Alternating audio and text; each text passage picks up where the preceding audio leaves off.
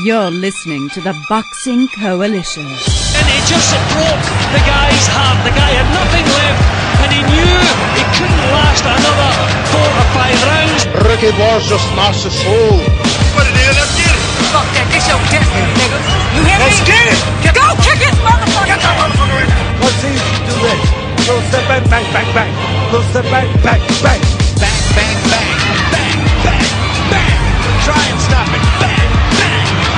Here I come. Bang. You want to throw sometime? Bang. Body shot. Boom, boom, boom, boom. And go to the body. Kill that body. You took his nuts, now you gotta take his heart. Yeah, take his whole soul away. Yeah, get out of here, Gail. I'll see you later. Fight some incredible. Get out of here. He was higher than a motherfucker. I'll tell you, he was stoned as fuck. No, it's only a majority decision if there was an even score. There's no even score here. You're an official, right? You're an official of the state. Well, then you don't understand how to score. Oh, my God. Unbelievable. The crowd here on fuego. He's ready to be whooped, man. He's ready to be whooped. He's ready to be whooped. And Howard Foster has stopped it. Wow. That is going to be controversial. But you really liked to stand toe-to-toe with him in the 12th round, even if you thought you won the fight. It was on. Did you like that? I love you. Hello, and welcome to the Boxing Coalition, a place to discuss anything boxing. We have a rotating panel of hosts that consist of Chemo, Mao Alpha, Cam, Daniel Lim, and MvChu. If you want to have your say, call in on Skype. Just add Box Coalition and get involved in the show. Hi guys, and welcome to another episode of the Boxing Coalition. My name's Cam. Firstly, just want to send a rest in peace to Dan Goosen. Our condolences go to his friends and family. Sad news as always when another person in boxing passes away, but we must move on. I got Roos on the line. How you doing, Roos? What's up, Cam? I'm good, man. Everyone else is the ditches seen as though boxing's gone a bit bad. Yeah, they're bums, man. As I speak, though, I think Ari just jumped on the line. How you doing, Ari? He's probably got mic issues at the moment, but we'll come back to him. Roos, the controversial... I didn't really see it too controversial, maybe just that one scorecard, but the controversial fight in Kiel, Germany, Roos, between Arthur Abraham and Paul Smith. What's your thoughts? I didn't really see any controversy, you know. I was watching the fight. I think Abraham's power is real, and is one of the things depends how you. Reese, you're cutting out. Ari, you on the line? Yeah. Yo, can you hear me? Yeah, I can hear you now, Reese. Yeah, I think I was saying it depends on how you look at the fight, and I could understand how the judges might have looked at it. They might have looked at it on effective punches, and all throughout the rounds, Abraham had more effective punches nearly every single round, right? Apart from I think it was one of the mid rounds when he threw a couple of body shots at Abraham, and Abraham actually dropped his hand down. He felt it. So you could count the whole 12 rounds. Smith probably had about 10 effective punches to the body, but they were effective enough. But Abraham in every round seemed to have maybe 2 or 3 effective punches. Rush, so you saying Smith only landed 10 effective punches in the whole fight on the body? Effective, yeah, the ones that really shook him, yes. Yeah, but right. you can't just say that. He landed a lot more. Maybe he didn't. The thing is, Abraham is a tough guy. Like, to really hurt him, especially to the bodies. He landed, yeah, but the ones that really like shook Abraham, right? You could count in your fingers, like how many were effective. But he was landing other ones, but they weren't just quite effective as enough, right? So every round you'd give maybe 1-2 punches for Smith, but imagine how many Abraham had. He probably had 4 or 5 punches, which, when he landed, you could see Smith moving, and he's trying to use the ring. Like, you know what? I better not get close to this guy. No, you say that, but I think a lot of Abraham's work was getting blocked as well. I don't think people were given the benefit of doubt to Smith. I think he was kind of moving him with punches. No, Abraham? The Sky feed only shows the clips where Smith was blocking. They were very biased. Even the commentary was like ridiculously biased. Man. I'm like, come on, man. My view is I gave the fight to Smith personally. I just thought his activity was a bit more. I think, especially mid from like round 6 onwards, he kind of took over up to 11. Abraham was starting to gas pretty badly. His output really dropped. He only had little spurts where he would throw some shots. The rest, majority of the time, he was on the back foot as well. Especially, I think round 9 where Smith really hurt him to the body. I thought he dropped his hands and he kind of grimaced, and he was taking big gasps of air.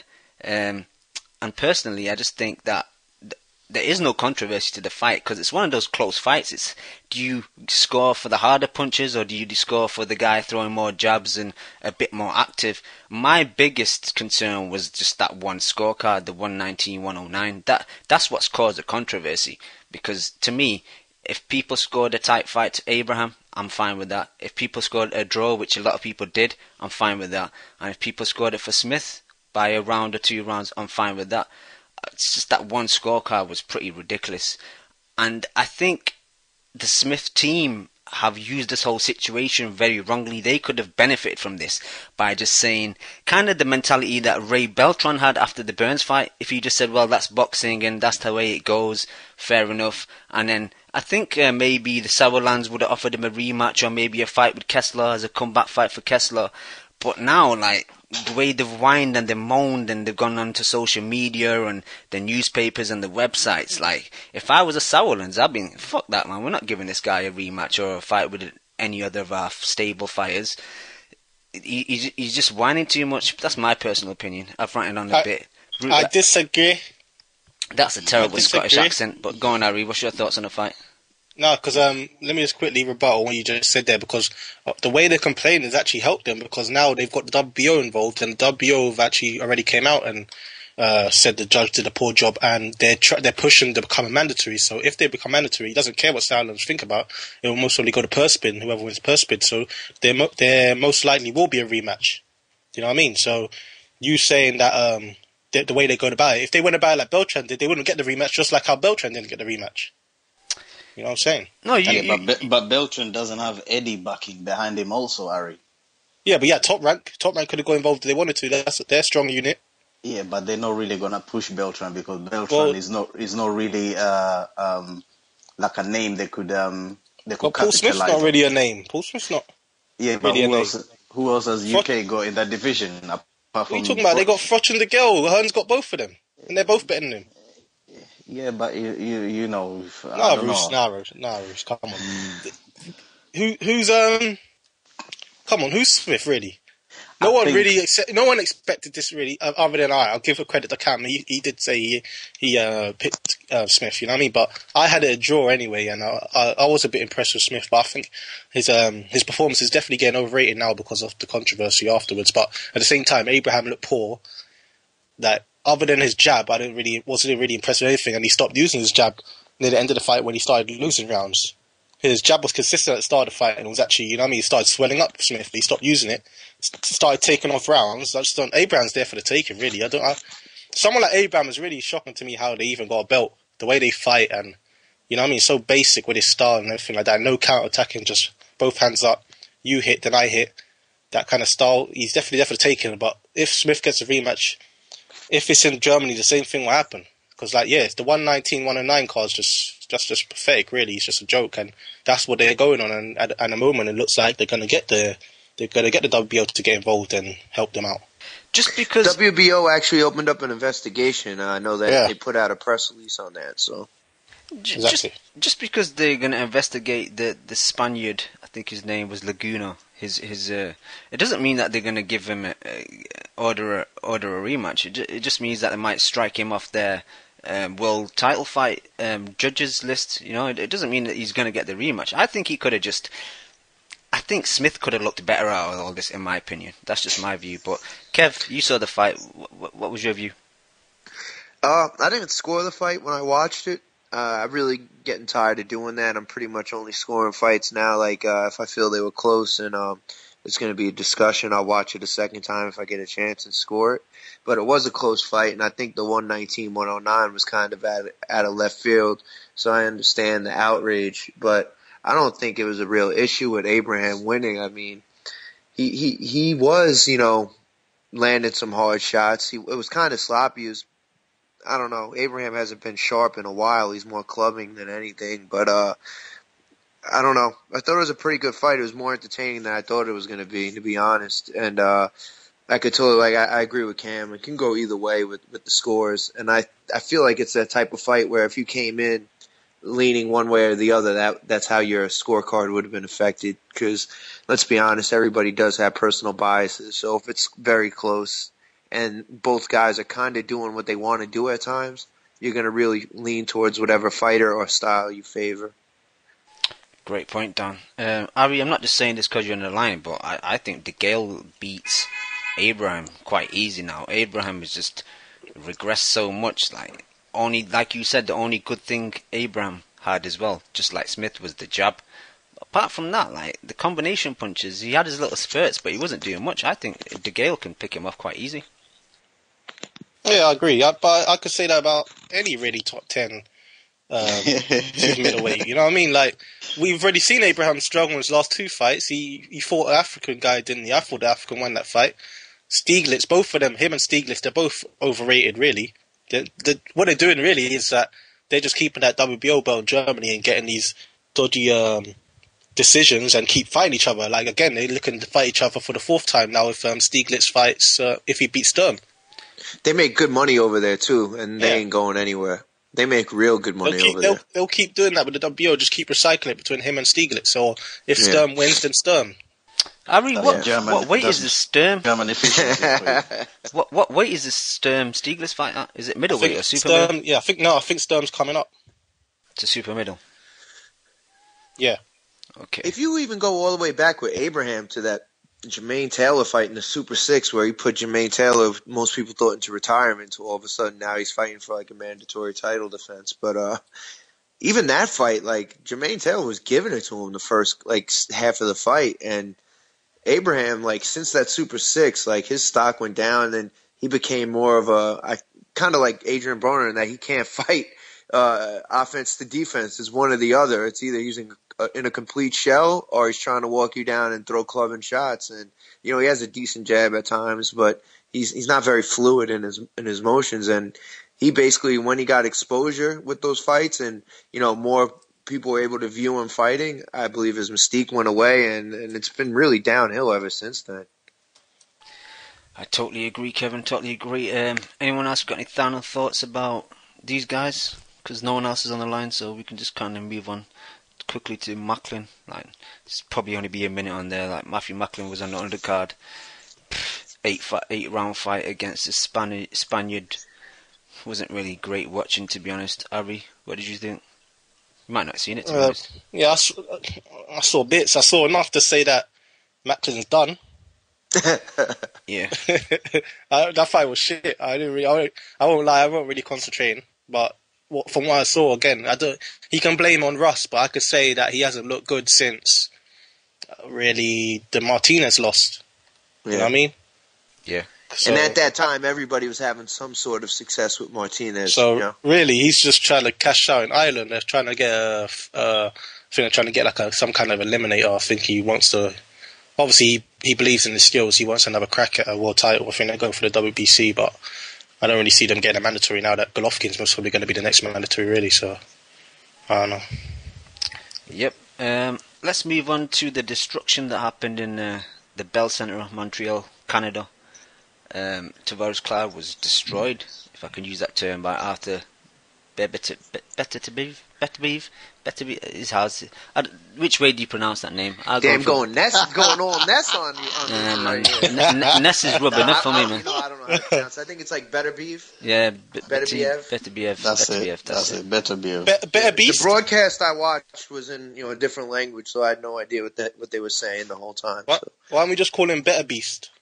Yeah, The new beast. Fucking big dude, man. He's a beast, man. Yeah, for the weight, like there's no ounce of fat on that guy. I think Kev said earlier on Twitter that you can't really see him staying at 175 for too long. Like, he's 28 at the moment, and in a few more years he'll have to go up to cruiser. But let's just focus on this fight first.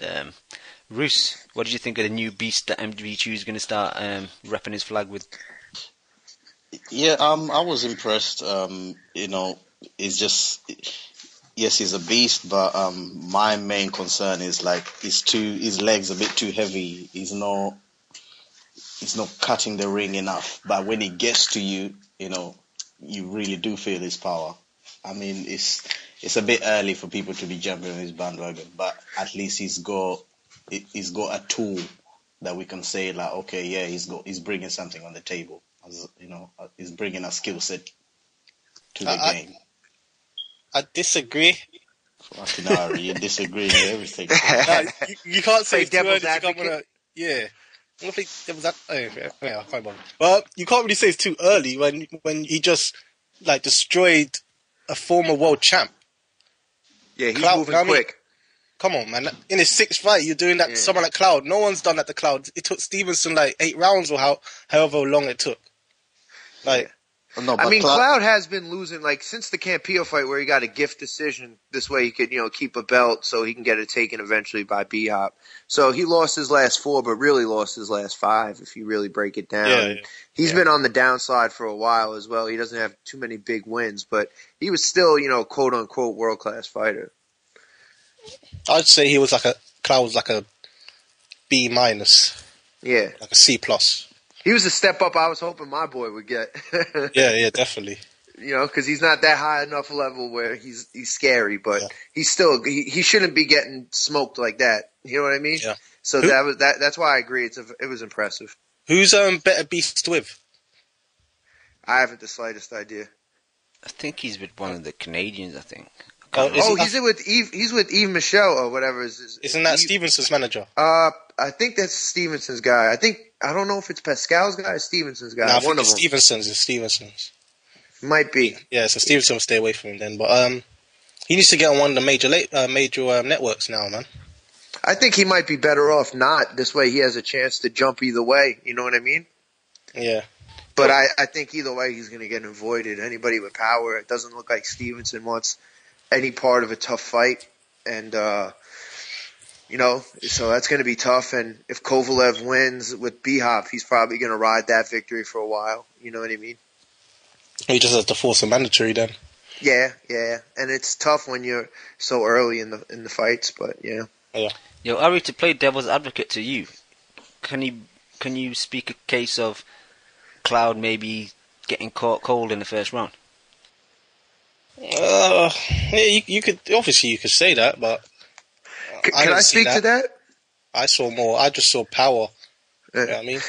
If I speak to that, I mean because obviously you guys know I follow the division pretty closely, and for personal reasons or whatever. But Cloud was going to get served up to Pascal, and then that fight got taken away. He was talking about Stevenson, so it looked like he was getting passed around Canada with all types of rumors who he was going to fight, and then all of a sudden, he got this fight.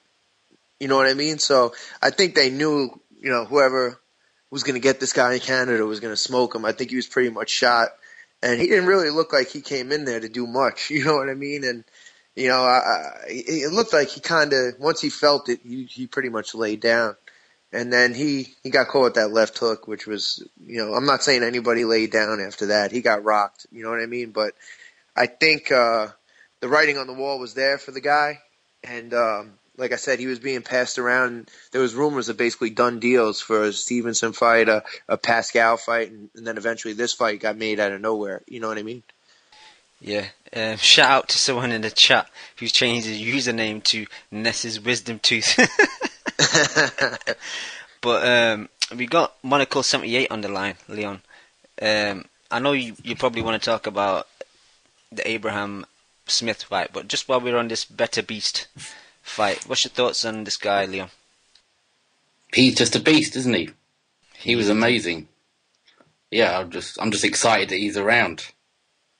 It was such a quick fight. Yeah, you can't really talk on it much, can you? Yeah, but like, who would you like to see maybe fight next? Well, he could fight Fonfara. That's what everyone's saying, isn't it? Online, on Twitter and stuff. Everyone's saying Fonfara's a good next fight. He took Stevenson. Yeah, he's got a good little reputation there in Canada. Yeah, exactly. Even though he's got a pretty bad reputation around here in the Northeast. Fonfara's in like Chicago, Detroit, isn't he? There, that's close to Canada. Yeah, he's Midwest, so he can get some fans up there. No, I think that'd be a good fight. Great. I think because the thing is, if Beterbiev can destroy Fonfara or put in a really good performance, then people are going to start questioning Stevenson. Yeah. Yeah. Duckinson. Yeah. You better not duck me, son. But did I see at the end when they were all having pictures taken? Wasn't that Pascal in the ring with him? Yeah, Pascal. So it is Pascal. Yeah, it is Pascal. But Stevens. So that French Canadian dude is Stevenson's manager and Pascal's promoter. Yeah. Is that right? When I was doing research for the Coalition Prediction League, I think he signed to Eye the Tiger Management, so whoever that is, I don't know. Wow, that's an original name. Yeah, they spent a lot of time thinking of that. But anyone got any final thoughts on this dude before we just quickly talk about? Yeah, I did mention the weight because actually I've been following him pretty closely because if you look at BoxRec, he basically got brought up the same way as Sean with like opponents like Billy Bailey, Rocco Sanders, all those guys. These are like guys that they've obviously feed guys on the way up, you know what I mean? And he's been demolishing them, way more impressive than Sean has been in all fairness, but as well, Sean only had about 15 amateur fights. This guy's a decorated, amateur. So I've kept my eye on him, and this fight kind of flew under the radar. I didn't even know what was going on. And like I said, I saw his previous fights, but the one thing I was questioning, because I asked him about it, I was like, this guy, he fought at like 201 in the amateurs, right? And he looks like a friggin' monster. Does he make 175? He looks like he's like one of those naturally thick guys, like bone density wise. Like, you don't have that way to make 175. Is this the first time he's made weight, isn't it? It's the first time he's fought on the limit. I think they fought at some catch weights, like and I wouldn't be surprised because they've been moving him down to the weight. Yeah, I wouldn't be surprised because I didn't really look at that in a BoxRec because I like I said, I know the names because Sean fought at least like 3 of the same guys. And if you know, like my boy Sean fought these guys, a lot of times they were weighing in at like 185 and he was fighting guys like 15, 20 pounds heavier than him. Yeah. And he couldn't get him out of there. So I wouldn't be surprised if, he fought these guys at catch weights because, like I said, I've seen them coming over against. Yeah. Leon's right. He fought Cloud. Which makes him even more scary. Yeah, he fought Cloud. He came in at 174.5. The fight before was Alvaro Enriquez 179 3/4. Before that was Gabriel Le Crucier 184 1/4. So he's slowly been feeding him down, getting into the weight, and this is the first time he's actually made 175. Yeah, I think that's smart. Like I said, I know his opponents have come in heavy in past fights and the ones on the way up, so I think that's smart. I just don't know, like you said, his age. Once you get to 30, all of us can attest that here, that bone density starts getting higher. It's harder to keep your weight down, and next thing you know, those last couple pounds can be real hard. But I would love if he could stay there for another 3 years. There's a couple, like they mentioned that the Russian, the Ukrainian, or whatever on the way up, and there's that guy, Rhino Liebenberg's not bad on the other, in Europe. So there's a lot of good fighters out there. So, it's a good division. I mean, if we can get Stevenson in the ring, you know what I mean? We have some real good fights, and 175 is starting to shape up a little bit the way, 147 was, Yep, definitely. Even maybe like a fight against like Chilemba or... Yeah, I like Chilemba, actually. I think he's underrated. I'd rather see that than Campillo, and you know what I mean? I would like to see Fonfara as well, and I would still like to see Agnew. Agnew, I think, deserves another shot in the ring. He gave a pretty fun fight versus Kovalev, and he's got that defense where he covers up real well. So I would like to see if this dude gets a little frustrated if he's hitting somebody and hitting gloves and arms for a couple rounds, and maybe Agnew could take him 6 rounds or so, and we could see, how his win looks in the 6 or 7, just with his cover-up style. I think he blasts Fonfara I like that Chilemba one. No one's ever stopped Chilemba, have they? He's not been stopped, has he? I don't think so, but I can double check. But and he's got a really awkward style. Yeah, he could fight for him. Yeah, Chilemba's a taller guy too. He's not like I like. He leans on people. I kind of agree with Kev regarding Agnew because it's a common opponent of Kovalev's, and if Beterbiev can like demolish Agnew as well, like within 3-4 rounds, then it's like he'll be like the fighter with no belt, but who's the beast in the division, you know. He'll be the new boogeyman, the way Kovalev was, and I think that fight could be made because Main Events has been making fights. So you know, I would like, that's what I would like to see. But we'll see how it plays out. I hope they don't go the route like we're all Russians. We don't fight each other, you know. No, they said that he said he'd fight him. Pretty sure. Okay. On the undercard, like shout out to Ness at the Boxing Voice, but sometimes Ness says some funny things, and he said that Derry Jean looked good on Saturday night, and I didn't see any of that. Like, he had his hands really low, he was getting caught flush, he had his chin in the air.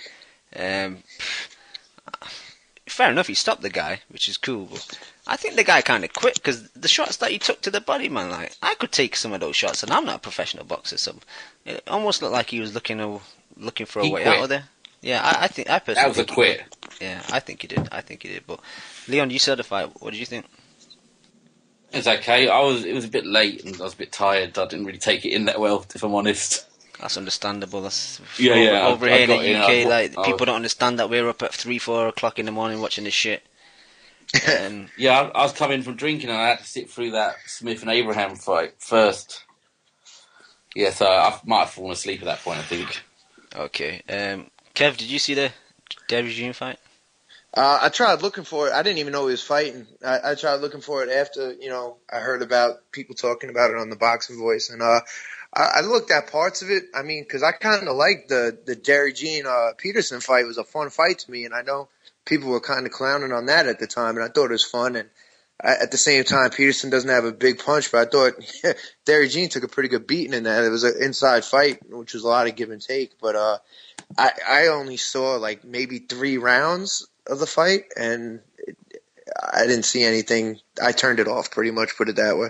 I felt I had better things to do with my time than watch that, so that's not really a good endorsement for what I thought of it. Fair enough. Roos, what do you think of Mr. Jean? He was terrible. It's like a classic example when you see boxers trying to entertain and do a bit of Mayweather, or they're trying to be Mayweather and Brown at the same time. It's like he's so focused on trying to entertain the crowd that he's not showing us none of the boxing skills that we can admire.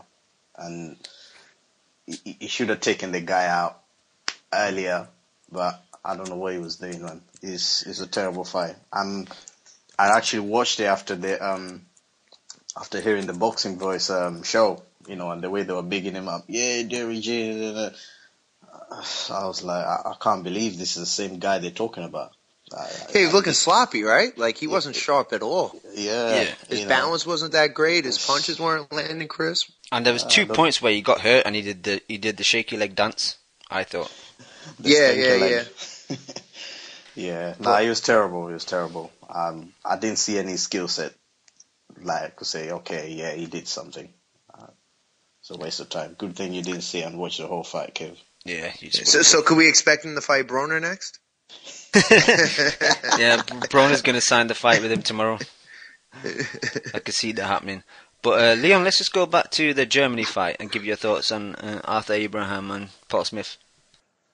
Yeah, I came in and watched it. I didn't watch it live. I watched it late, and I scored it. I had my scorecard the same as what's the Scottish geezer off the Sky Sports, Jim Watt. So then I woke up in the morning. And that really worried me. I went back. You're stressed out that you agree with Jim Watt. Yeah, I thought I must have had far too much to drink, and I woke up and I changed my scorecard. So I had him winning it by 2, and then I had him he'd lost it by 2. Okay. But the one thing I just wanted to say is they're all kicking off about this this judge, but Eddie Hearn wasn't bitching and moaning when he gave like a massive wide result to Brian Rose in that nonsense eliminator fight. Did he? So is the same judge in that Maciel fight? Yeah. He had him as 117 versus 111. All right. So he wasn't moaning then, was he? So his boy got a robbery victory that night. So the shoe's on the other foot now, yeah. Exactly. Yeah, this shit happens all over judge the world. on the take. Yeah. That judge on the take. Yeah, and I just sorry, Leon. I just quickly went on Actually, no, never mind. Forget. No, but I was just looking into. I was just looking into that. I just thought everyone bitches the money, but this happens all over the place. But yeah, Paul Smith didn't do enough to win anyway, in my view, really. Sorry, I just checked this guy on BotchRec, this Fernando Laguna, and this is actually his second fight since that Brian Rose fight. And that Brian Rose fight was nearly a whole year ago. So where did they find this judge to bring him out of the woodworks for this fight? He's clearly, I'm gonna say, he's most probably someone you can most probably slip a couple notes in his pocket. Yeah, exactly. Because he's not a regular judge. This is his second fight since then. It's been a whole year. He's done 2 fights judging in the space of a year. And one was in the Philippines, and they're upset. Yeah.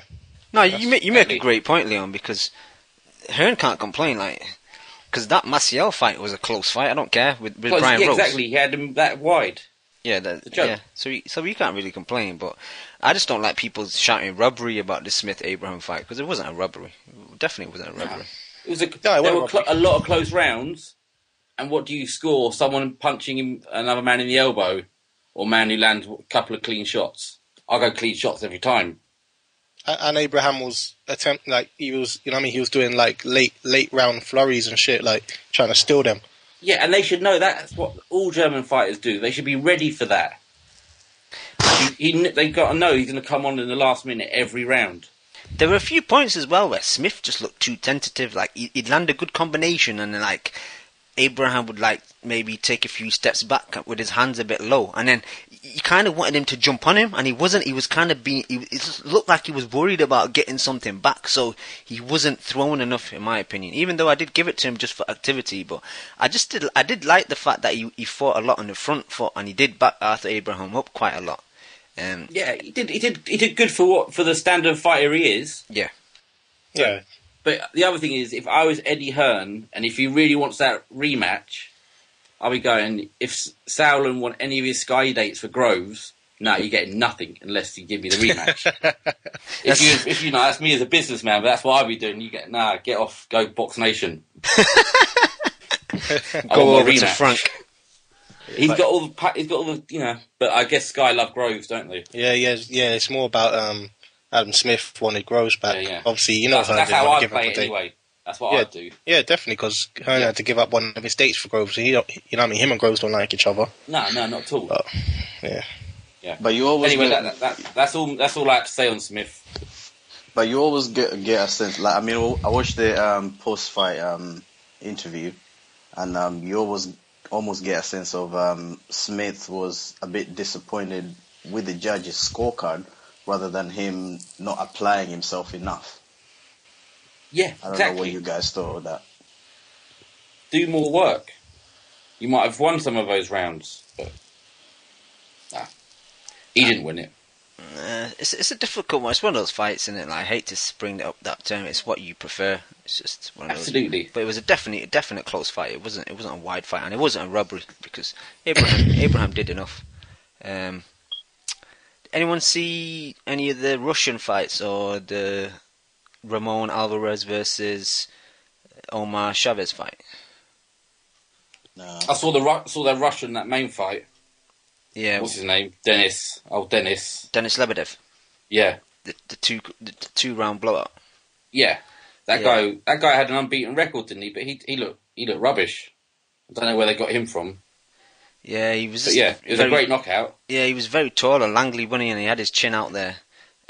Which is great for Lebedev because he wants to get underneath anyway and work close, so his height worked for him. Yeah, it was definitely good for Lebedev. I think his opponent's name, another person I can't pronounce. His first name is Powell. His surname is Kolodzic. Two round blowout. Yeah, and you're right, Leon. He was undefeated before this fight. 33 wins, 18 by knockout, and that's his first loss. But was he fighting in like 33 Polish car parks? Probably. He's probably the bouncer in it at the car park taking the tickets. Yeah. Yeah. But was the Alvarez fight the one they were talking about last night on that show, on the Boxing Voice? Yeah, they were mad on that last night. Yeah, I went and watched that fight because they were amping it up. I think I was talking to Chemo. That fucking fight was awful, was it not? Oh God! Yo, I watched a few rounds this afternoon. They were amping that up like I missed like a fight of the year. So I woke up. I'm like, oh, let me put this on. Fucking awful.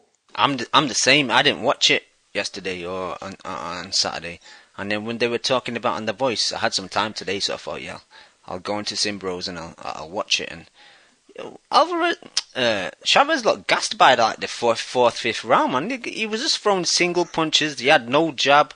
He was just throwing lead right hands. He looked like he didn't even train, right? Like he looked like he was just like he looked like he was a guy in the tough man competition. Walking around on heavy feet, throwing one hand and doing nothing. Hey, Kev, maybe go a 1 day notice, man. No. Huh? Maybe had a day's notice. Nah, he just looked like shit, man. That fight was rubbish. Yeah, you shouldn't be if you're the dad, you shouldn't be letting your son fight with his great name. Well, I was saying to if you're that bad, don't fight with my name. I was saying to Rusev there before we came on air that did you see Chavez Senior at the end when he was looking into the ring? Just ashamed. Yeah, he's like, you know, son of mine. Yeah. Where's that stoner son? And it's funny too because I'm listening to the show this morning, parts of it, and they were like talking about boxing being like, I think Chu brought up that boxing was weak this year, and they just brought up that like just this weekend we had a diamond in the rough, that Beterbiev, and like an awesome fight with this Alvarez Chavez. I'm like, you're defending using this the year of boxing? Like, damn, that's bad. Like, this fight was awful. My boy Chew's right, man. 2014 for boxing has been terrible. Don't get me wrong, we've had a few decent fights, but compared to previous years, man, it has been shit, man. No one can tell me any different, to be honest. Yeah, and also as well, like I wanted, I was in for the Canelo show, the Canelo signing for the HBO, but something just came to me the other day. I was thinking, now that Canelo's there, don't you guys think like he'd be doing cards of just him and his brothers on the pay-per-views? At the end of the day, though, the main event, you know me, the main event's at pretty much all that counts. And if he fights guys like Cotto and Triple G like he's talking, you versus, Ari and Roos could be on the undercard, and I'm buying it. Yo, that'd be a good fight, though. Ari's getting whooped, man. That's all I know. Ari's tall, though. We could have Joe and Lim on the undercard. Ari's tall, Roos, man. How tall are you, Ari? Like 6'3" or something? Nah, I'm 6'2". Alright, so you got to watch it, Roos, man. He's got that range on you. Ari don't have power, though. I got power, man. We get him on some Ariza shakes, and we'll just say it's a publicity stunt.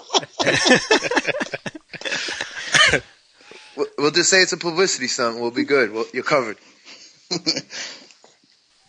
Okay, guys. Any other news you want to touch on? Seeing as though we got, again, another quiet week of boxing coming up. We kind of discussed Stevens and Endam, but we can quickly go through it again if you guys want to. Yeah, I'd like to go on that. I'm a biased Stevens fan, so I'd like to talk on that fight. I think it's a good fight. It's an action fight. I think it's a classic example of you don't need to have the top two guys paired up for good fights, and I think that's what we might take from it. Like, I still contend that the best card this year was Stevens versus Johnson, and then the main event was Cunningham versus Mansour. What's his name? Mansour, yeah. That was two of the best fights back to back, I think, on a card. And it's a classic example of like lower, guys that aren't the top pound for pound guys, and the top three guys in a weight division that they're matched up right. It's a good fight, and I think this is going to be a good fight too. And I think Stevens is going to look a lot better than he did versus Johnson. he came down to, the gym Shawnee's at and the gym where, I go and visit sometimes. And he was sparring a bunch of tough guys, and he was looking in real good shape. So he's definitely in a lot better shape than he was for the Johnson fight. And I expect him to do good. Like, he knows this fight probably might be his big fight to try to get a title shot if he wins. So I see it being an entertaining fight. I like that it's on HBO, and as Ness was saying, it's like a new producer for these shows, and I'd like to see how it goes. I wonder who's commentating, because I know, Cam, you're a big fan of Teddy Atlas. I'm not, but I mean, I could listen to him. So I'd like to see how it comes out. Kev, why are you hating on my boy Teddy? I just think he's out of his fucking mind sometimes. And, once he gets something stuck in his head, he just stays with it from round 1 through round 10, no matter how much changes. You know what I mean? Yeah, that but sounds like Jim Watt. You gotta love those metaphors, man. Like the water in the basement, the air in the tires, man. I love listening to that shit. You know what I mean? I like him more after the fight than during the fight. You know what I mean? Yeah, I know. But I like what ESPN has did this year. Basically, getting us decent fights. The ESPN had a pretty good year this year. You know what I mean? For their budget, they pulled out like a Showtime year. You know what I mean? Showtime was basically having ESPN fighters on their main events. With Fonfara and Salka and the dude that Peterson fought. So I mean, this is Emmanuel Taylor. So I think the shit thing for me about ESPN Friday Night Fights is a lot of their cards are on the weekends of like a lot of boxing. So you'll have a Showtime card, you'll have a big card in the UK, you might have a little HBO card, and then you kind of put the Friday Night Fights card to like the bottom of your list, and if I have time I'll watch it, and then you probably won't have time and you won't watch it. And then we have these periods in boxing where there's fuck all to watch, and then Friday Night Fights is off air, and it's like, well, this is the perfect opportunity to kind of get a bit of Cam, this is college football, country. You know what I mean? And Friday there's always 1 or 2 games, and gambling is huge in this country on football, and that's why ratings are fucking through the roof. You know what I mean? Like, they always called Mayweather fights the Super Bowl of boxing. If the Super Bowl charged $100, they would still get 100 million buys. Like, you know what I mean? It's unbelievable, and it's because of the gambling aspect. So ESPN needs ESPN2 for those mid-majors when they have their NCAA football contract, and that's not going away. And I talked to somebody who I think it was in preparation for that Williams fight, when Williams actually lost on ESPN, and was like apologizing to Teddy, because I was looking out for that fight. It was around like Shawnee's fight, so I went and hung around the gym a couple times, and I forget who I asked, and he was basically saying, and I brought it up. I was like, why wouldn't ESPN try to bring back the Tuesday night fights or Thursday night fights? This way, like, it's not right before like a big fight on a Saturday.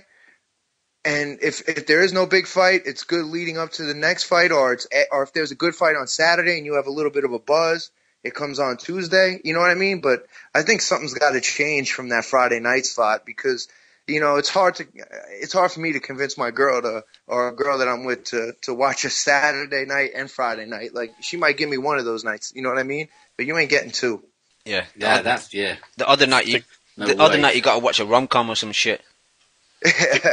Or you actually got to go out, man. I was getting by for a long time as a night at the fights and dinner being the night out, but that only lasts so long. No, but Kev, what was this guy's response when you asked him to the question about moving it? Maybe because that, in my eyes, it's the perfect scenario. Because if you look at this Endham and Stevens fight, it's on a Wednesday. The following week we got Sam Solomon, Jermaine Taylor on a Wednesday.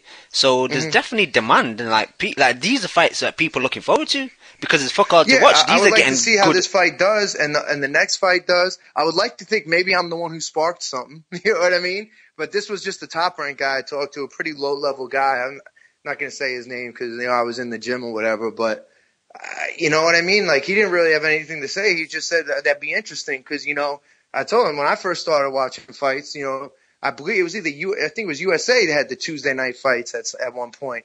You know what I mean? And I just remember that, like, on a school night as a kid, I would mark that down to stay up late. You know what I mean? They also had a Friday night fights as well, I think, but I know for a certain period of time it was like Tuesday nights, and I'm pretty sure it was on USA. And that was when like Bernard Hopkins would fight on those cards. There were some pretty good cards. So who knows? Maybe, if this fight does good, the Solomon fight does good, that they decide to make maybe a little change and start running some off date type of things. And most of ESPN viewers, like for their basic shows like Mike and Mike in the Morning, Colin Cowherd, like all those shows are basically radio shows, right? So they're on air the whole time. Like they could really put that in on an advertisement like they do, and it's flashing in the screen pretty much the whole time. Hey, ESPN Tuesday night fights, because they're advertising it themselves. And if you're sitting there on a Tuesday watching like Colin Cowherd for an hour and you see that up there for like, 4 or 5 different times, you're like, you know what?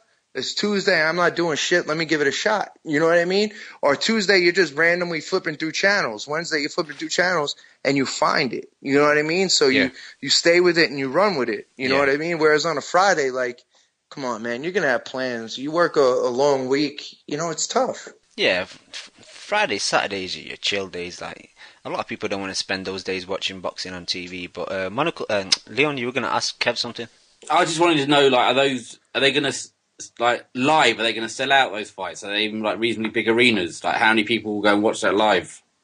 What fight? Like the fight on a Wednesday night, the one that's coming up. How many people are going to go to that show? I don't even know. They're fighting this fight because it was a purse bid and main events didn't win it. They're fighting it in California, so I have no idea.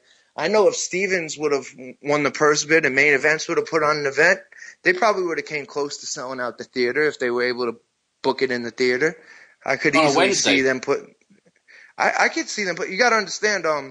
Madison Square Garden is the perfect location. Like when we work in the city. Oh yeah, I've been there to see fights. Yeah. I've been there at least 20 times. And yeah, when you're at there a couple of times.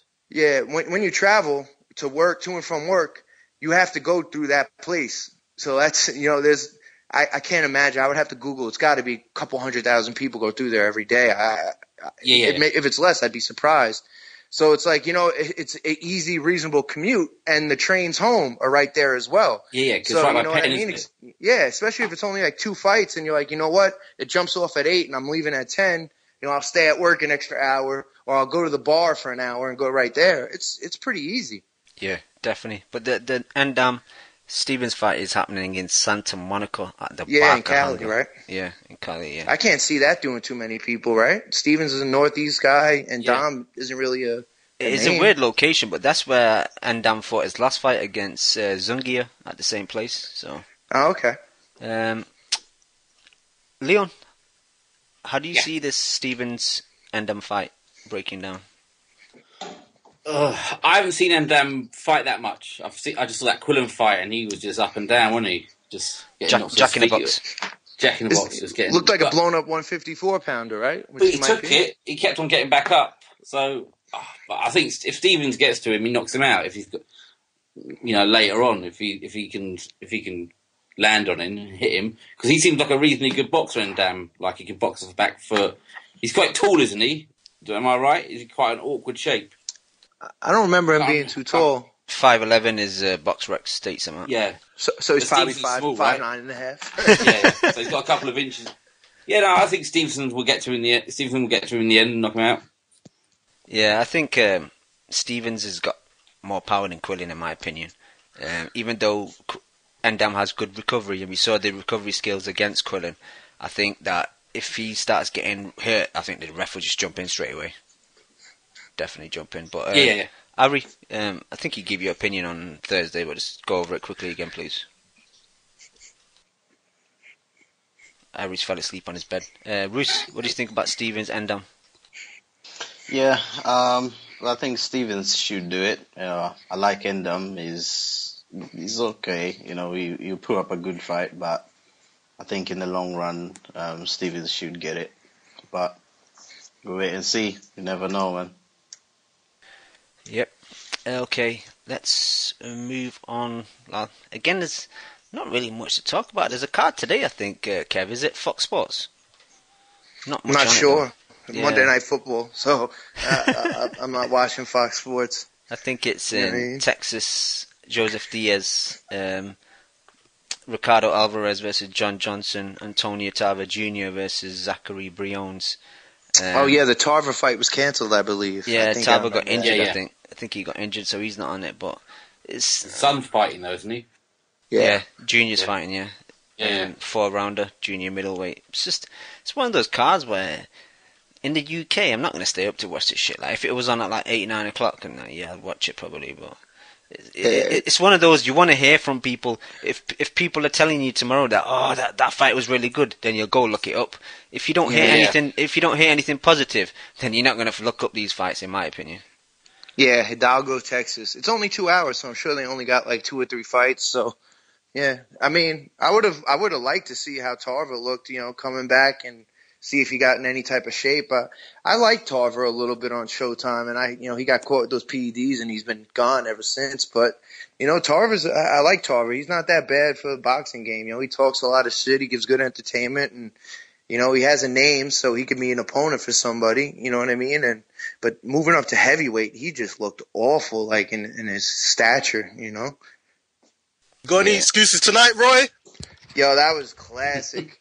And I was so happy. I actually bet money on Roy Jones in the first fight, and the line was pretty wide. And watching the fight, I kept saying, nah, you can't win by just winning 1 minute of a round, like defending Roy Jones. And I went back and rewatched it, and I'm like, damn, I got lucky I won money on that fight.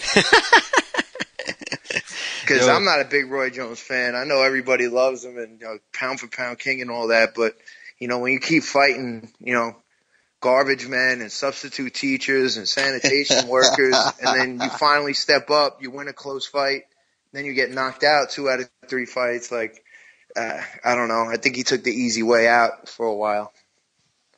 Yep, definitely. Yeah, I think with him, he's probably looking at B-Hop and he's thinking, if this guy's doing it at this age, surely I can do it also. Well, Roy Jones just knocked somebody out in the first round.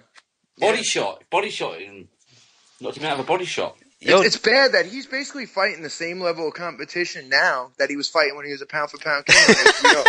That tells you something. Yeah, so true. And it's pretty sad, man. Yeah, he fought on the weekend. With him. Yeah, like Leon said, he dropped the guy with a body shot, and the guy looked pretty fucked up, man. He was on the floor for a long time. I think maybe he broke a rib or something. Oh yeah. Yeah, the guy. You get hit in that liver if it was on that right side or whatever. I mean, you get hit on the button, you go down hard. Yeah, he was definitely in some pain, man. But Roy, still doing it, man. Still getting the money in Russia. It's crazy. He's still in sick shape, man, when he gets in sick shape. And, I hate him on HBO. I think he's awful. But, you know what I mean? I keep him around the game. I'd rather see him there than continually in court, not paying bills. So, True. I got no problem with him hanging around, man. True. Saturday we got a Showtime card. We got the return of Francis Barthélemy versus Fernando Sucedo for Barthelemy's IBF strap, junior lightweight. Who's on the undercard? I think there's an undercard fight I wanted to watch on Showtime. Yeah, Vanez and Willie Nelson. We spoke about this. Yeah, that's my lock right there. But I don't know how Vanez is going to be affected by Goosen dying. Hopefully not too bad. But also we got. Sorry, what are you saying, Liam? He might pull out, mightn't he? I hope not. I don't know. He just got to camp with the other Goose and the trainer. Sure, I don't know if he was actually signed to Goose and the promoter, but man, he was looking good in training, and I was really looking forward to that fight because I'm not high on Willie Nelson at all, and I was looking for Vanez to finally pop that bubble, and man, I saw the Twitter when he posted, condolences and stuff like that. And the fight Saturday, I just lost my brother, this last summer. And there's no way I would have been able to train somebody for a fight 5 days later. Without a doubt, I wouldn't be able to do that. So I'd be real interested to see what happens.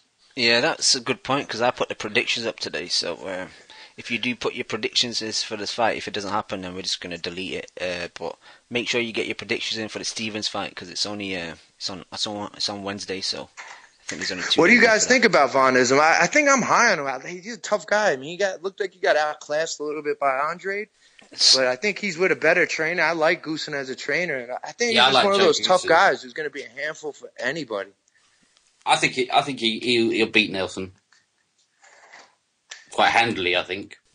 To be honest, I don't like Varnes or Nelson, but if with the two, I'd probably pick Varnes because Nelson's recent performance on Friday Night Fights, he looked awful, shit. right? Yeah, he wasn't using his range, he wasn't using his jab. He's trying to fight on the inside. He was getting caught. It's just when you're a boxer, you need to use your strengths as your advantage. It was just a weird seeing him fighting that style. Maybe it was a one-off, but yeah, I've seen him fight before as well, and I still wasn't impressed. Yeah. But I said that Varnes has that kind of that hoppiness. I think Dan was talking about it. Dan Lim was talking about it recently about when people are hopping up and down, and then when they're going to throw because they stop hopping. Because they finally stop. Yeah, so I hope he stops that because it's very. But Joe will get him out of that, I think. Yeah, and of course, you get overhyped a little bit watching videos, and setbacks in that camp a lot. So you see a lot of Varnes videos and.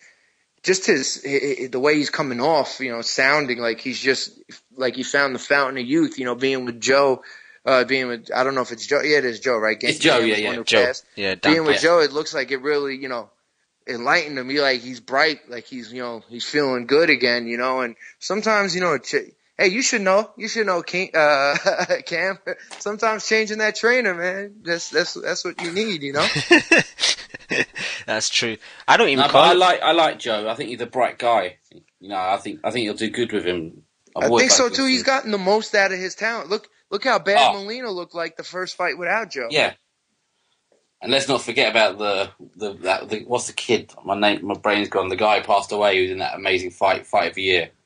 What's Corrales. The guy? Yeah. Look what he did with him.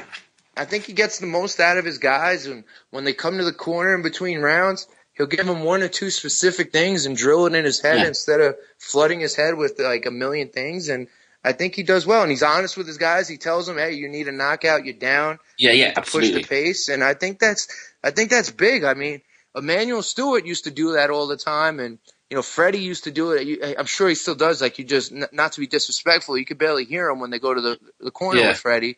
But I think too much trainers really just.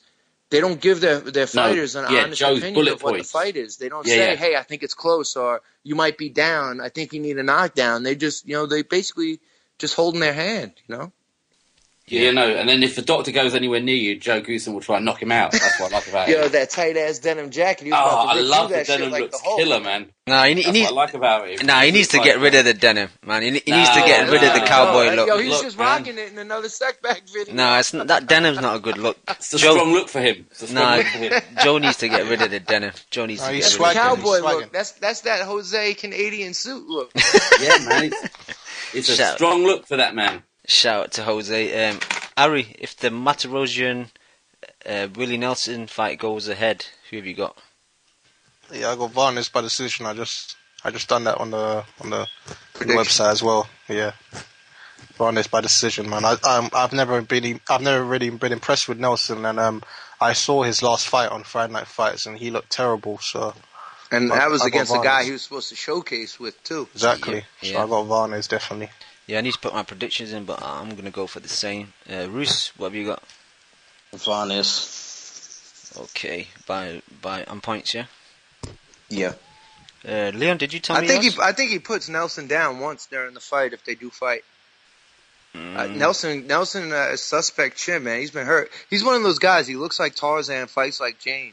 You look across the ring, and that guy's shredded. He looks like if you sculpted a fighter, that's what you want. Long, lean muscles, big, like he just looks like a physical specimen. And, he even got a big head, so he looks like he might be able to take a punch. And he just doesn't perform at all. I agree. Leon, you going for Varnes as well? Varnes on points. I'd love him to just knock Willie Nelson out so we never have to see him again. That would be my preferred choice, but I think he'll beat him on points. Quite wide as well. Okay, fair enough. Too much work rate. With the Barthélemy fight, it's hard for me to say because it's Caicedo guy. I've never seen him, so I'm just going to go for probably Barthélemy on points, to be honest. But he was supposed to fight Quigg last year. Oh yeah, he's a bum. No, was it Quigg? It can't be Quigg. No, not Quigg. Sorry, Stephen Smith. Smith. For a final eliminator or what, for the WBC or something, but instead of that, he's got himself a voluntary. So, but I don't think Saucedo's that good. So yeah, I would go with Bartholomew as well. Would you go for a knockout, or do you think you'd go for points? Points, yeah. Yeah. What about you, Kev? Saucedo, he's lost like 5 times, but he's never been stopped. Yeah. What about you, Kev? I don't know these guys, man. None of these guys. I'm sure I know the names, so I'm sure I've watched a couple rounds and turned the fights off. Yeah, Barthelmy's been on Friday Night Fights a lot, and his last fight was a rematch with Argentine Mendez because of that controversial fight at the start of the year. You know, when he got hit after the bell. Oh yeah, with the Tyson promotion fight. Yeah. So that's the dude. Yeah. So I have seen him. I'm not high on him. If he's fighting the guy he's favored against, I think it's going to be a bad fight. Yeah, Roos, going for Bartholomew. Yeah. Yeah, why not? Roos doesn't care about him. Roos is like, I don't care about him. I don't give a shit about Rancis Bartholomew for that. Casual guy, you're casual. You're like me. Casual Kev and casual Roos. Casual Kev. That's got a ring. That's got a ring to it, Kev. Casual Kev. Yeah, man, alliteration. Yeah, casual Kev. But on that card as well, we got the return of Chad Dawson as well after his short fight on the StubHub undercard. We got him coming back against a guy that's fought a few good names. He's lost to them all, but he has fought a few good names. This is at light heavyweight. No catch weight. Let's feed Dawson to the beast. I thought Get about rid of him. I thought about it. Maybe they might feed him to Beterbiev or Beterbiev. Feed him. Get rid of him. Oh, this fight's happening in Connecticut, right? That's why they got they're able to put this main event on. Dawson could probably get some fans over there. Where's Dawson from? He's from Connecticut, unless I'm mistaken. Okay. Mashantucket. Nantucket? I don't know what the place is called. He's trying to say Massachusetts, whatever it's called. No. Is that what you're trying to say? No, there's a I place think it's from New Haven. Mashantucket. New Haven sounds about right. New Haven, yeah. And this fight, I think, is near the casinos over there, right? Yeah, that's where they have Foxwoods Resort or something. Yeah, but I was talking about this Tommy Carpensi guy. He's a Carpensi, right? Carpensi, yeah. Club fighter. Yeah. He lost to Fonfara, Cleverly, and Murat, and Raiko Saunders, one of Shawnee's old foes. And he fought Beterbiev, too. Beterbiev fucking slept him. Yeah, I think, was that the only fight where he got stopped? Rocco's usually one of those athletic guys that's durable, and they put him in because he could go rounds and he's athletic, but Beterbiev just fucking sprayed him. I think he got stopped on BoxRec. He's saying he got stopped. He might have been stopped a lot. He's got like 20 losses, but he's got a lot of losses where he was in other people's hometowns, and they were like 4-rounders, where 6-rounders. You know what I mean? And a lot of times they feed him prospects for like their first 8-round fights and stuff like that. So he's been on the bad side of a lot of decisions as well. Yeah, he's got 24 losses. Yeah, 2 by knockout. One was. He's a perfect guy you need for boxing. You know, like you listed off all the names people who fought him. So you know, but Carpensi, I've heard him around too. But he's a little bigger too. You sure this fight's on at a catch weight or it's just not listed? At the moment. Ring Magazine is listing it at light heavyweight, but I guess if Dawson's going to struggle, they might just change it to a catchweight on the Thursday or the Friday or something. Probably around tomorrow or Wednesday, they'll see what weight he's at and decide what they're going to contract it out at. Exactly. Because he was fucking huge for that fight at StubHub. Yeah, I think he came. Did he come over 200? I think he came in. Over 200. I don't know. He looked like the Michelin Man. He looked like shit as well. Like his muscle, his structure was all gone, man. He just looked like a no muscle. Yeah, he looked terrible, man. You know, you coming off of a knockout, you would think you want to come in there looking like you're taking shit serious. Exactly. He came there for a payday.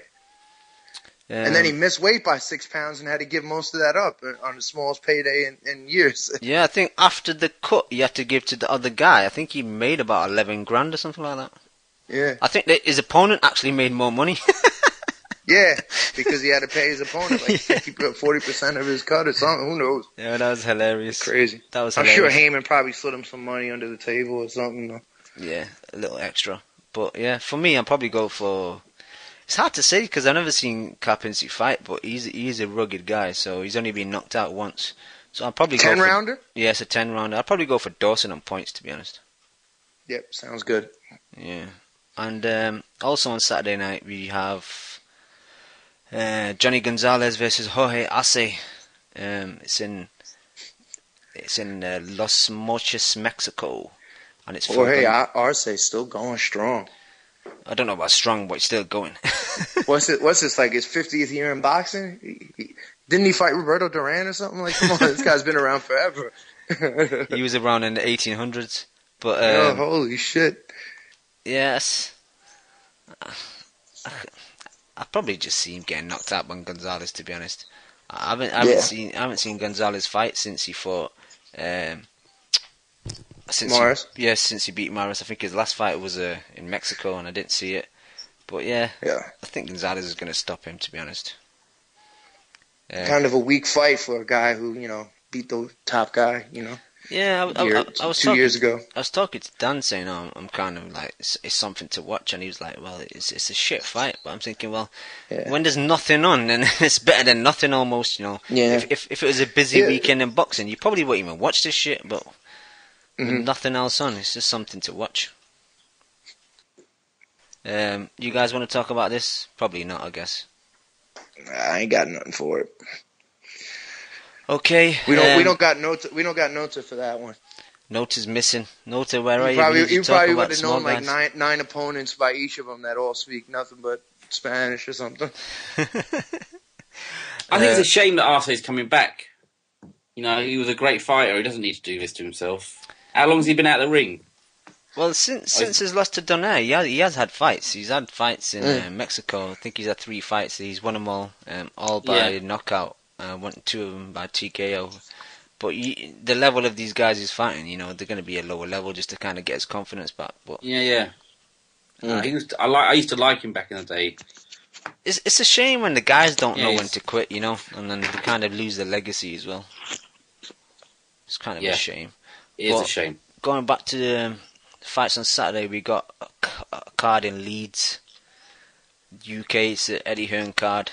It's not a great card, to be honest.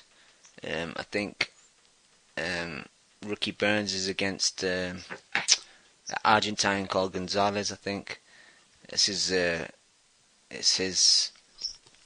return, but he's returning at light welter, so I think it's his first fight. Moving up, isn't he? Yeah, he's 140. He's fighting at. Also, we got Josh Warrington. I think he's going for some type of European strap. If I can. Yeah, it's European. Yeah. He's just picking up all of Selby's belts while Selby drops them. Do you know much about his opposition, this David? Nah, just one of them Italians. Okay. He'll get him out of there. I like him though. No, from what I've seen, I like him. Yeah, he's quite solid. A nice guy as well. Yeah, he's quite solid. I think was it Josh Warrington that fought Rendell Monroe? Rendell retired in yeah. Yeah, that was at the Quig. He's a dental nurse, Cam. He's a dental nurse. In his part, that's what he used to do in his full-time. That's what he's going to do. He's going to knock people's teeth out and then fix them afterwards. Fix them up. Yeah, charge them extra. Make good money in America. Exactly. Got private healthcare. We've got Tyrone Nurse versus David Ryan on that. Brian Rose on BoxRec it says TBA, but maybe he's got an opponent. Colin Smith it's saying TBA. Stephen Simmons, Courtney Richards. Damn, TBA's been putting in work, man. He's been busy this year. Hard work, dedication. Al Heyman. He's signed to Al, yeah. But guys, we've got some callers on the line. I think Chad phoned up first. So Chad, are you on the line? Yes, sir. What's happening, Chad? How you doing? Oh, nothing much. Just got off of work, driving home. What do you want to talk about, Chad? Oh man, I wanted to talk about the Canelo thing a little bit. I mean, what are some of the best prospects do you think? I guess to fight him. I know there's been rumors of Josh Cloudy, but I mean, with Rosado kind of pulling out of that Kirkland pulling out of the fight. Rosado looks like a new kind of heavy favorite now to grab that spot. They're saying Kirkland might even be considered as well. Nah, I think it's making more sense now. Maybe Kirkland got offered the fight and he started to make excuses about the money, thinking, well, I'll get out of this fight and I'll go fight Canelo for big money. I can see that happening. So can I. Yeah, I mean, I don't know. I think probably he's already turned down a Canelo fight, like in negotiations. He basically priced himself out, like asking for over $1 million. So he's fucking out of his mind. Who knows? Yeah, I mean, that kind of fight wouldn't be on HBO regular. It'd have to be on pay-per-view. I mean, no, they would put that on HBO, I believe. You think? I believe HBO is trying to, it's the last fight of the budget. It might actually, I think the way budgets work, like after October, like Q1 budget for most businesses starts after October.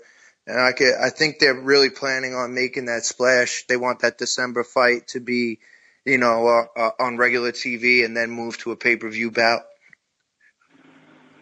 Man, I wouldn't think they would have the money for that. Well, then again, they haven't had many fights. When you make that type of commitment to Canelo, I think you would take a loss on the short end for the long money in the future. You know what I mean? If it came down to that. But that's all speculation. I don't know any more than you do. Yeah, I mean, I just think that, Claudio, I don't know what kind of shape Claudio's in. I mean, I saw him against Mundine, but, Claudio looked kind of sluggish. He looked a little rusty to me. But he did knock down Mundine, what was it, five or six times? But I don't really think I don't think very highly of Mundine at all. I just think that Claudio wouldn't be as interesting as a Kirkland, or I'd even take Rosado over Claudio, just because Claudio took that hiatus after Pacquiao beat him up, or I guess UD'd him. Chad, would you prefer Canelo to fight Kirkland or Rosado in December? Oh, Kirkland, without a doubt. But, I think Kirkland's just a little bit of a head case, kind of like a Victor Ortiz. He's his worst enemy, definitely.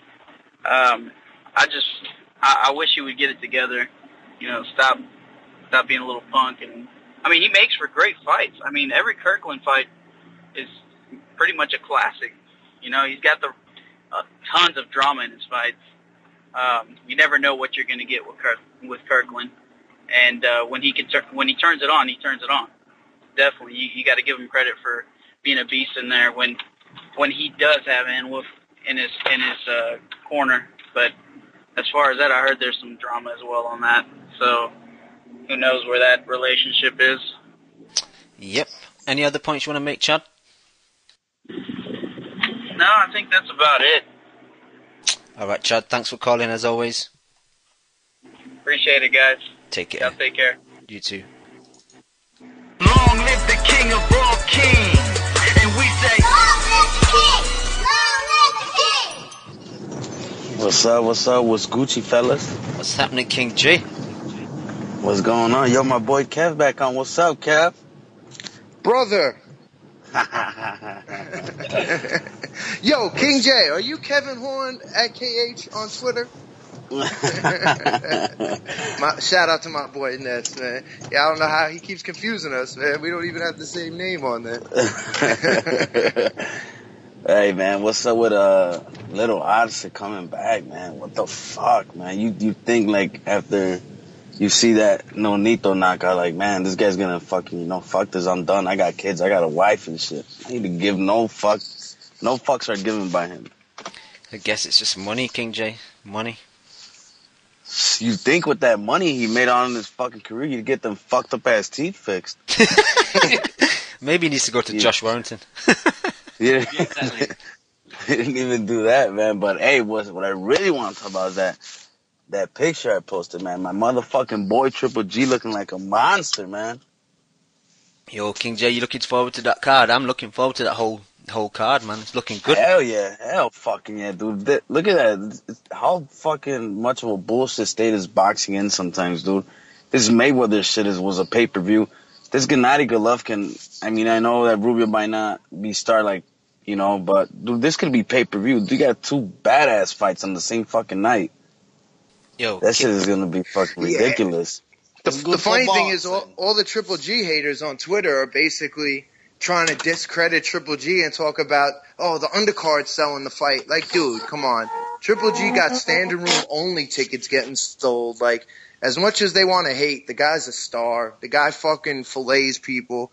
And the funny thing is, like, everybody always defends, like, the same people that hate him are the people that, you know, just hate all European or white fighters, and they throw out stuff like, Mayweather all the time. Well, he only fights top 10 guys and champions or ex-champions. I'm like, that's exactly what Triple G been fighting. He just been filleting them in 3-4 rounds. Like, you know, like Macklin, Gale, like these guys all had belts. You know what I mean? They were all good challengers that are top 10 guys in the division, and he's just fucking filleting them.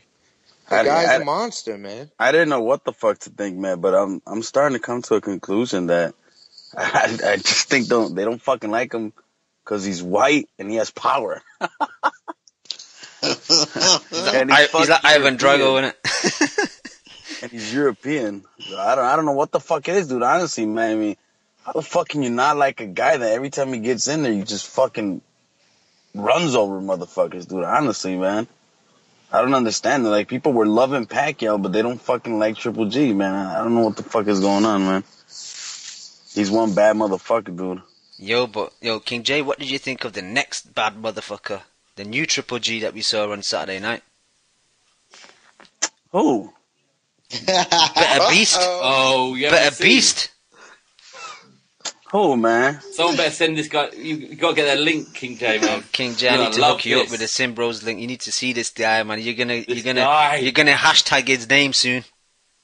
Oh, I could tell it's fucking troll. I feel it coming. No.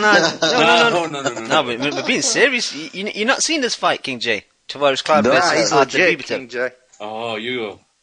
Man, I haven't seen it, dog. It's good for boxing. I wasted my time watching that fucking bum-ass Omar Chavez. The boxing voice was talking about that fight being like fight of the year and shit. Everybody else who's talked about it said the fight was fucking awful and unwatchable. You know what, though? I was thinking Ness. I think Ness is still on those painkillers for his teeth, you know. So that's what it is. I've been on them for my back, but I can still know when shit. It's fucking Alvarez, bro. If it's not fucking Canelo, hey, you could expect trash, man.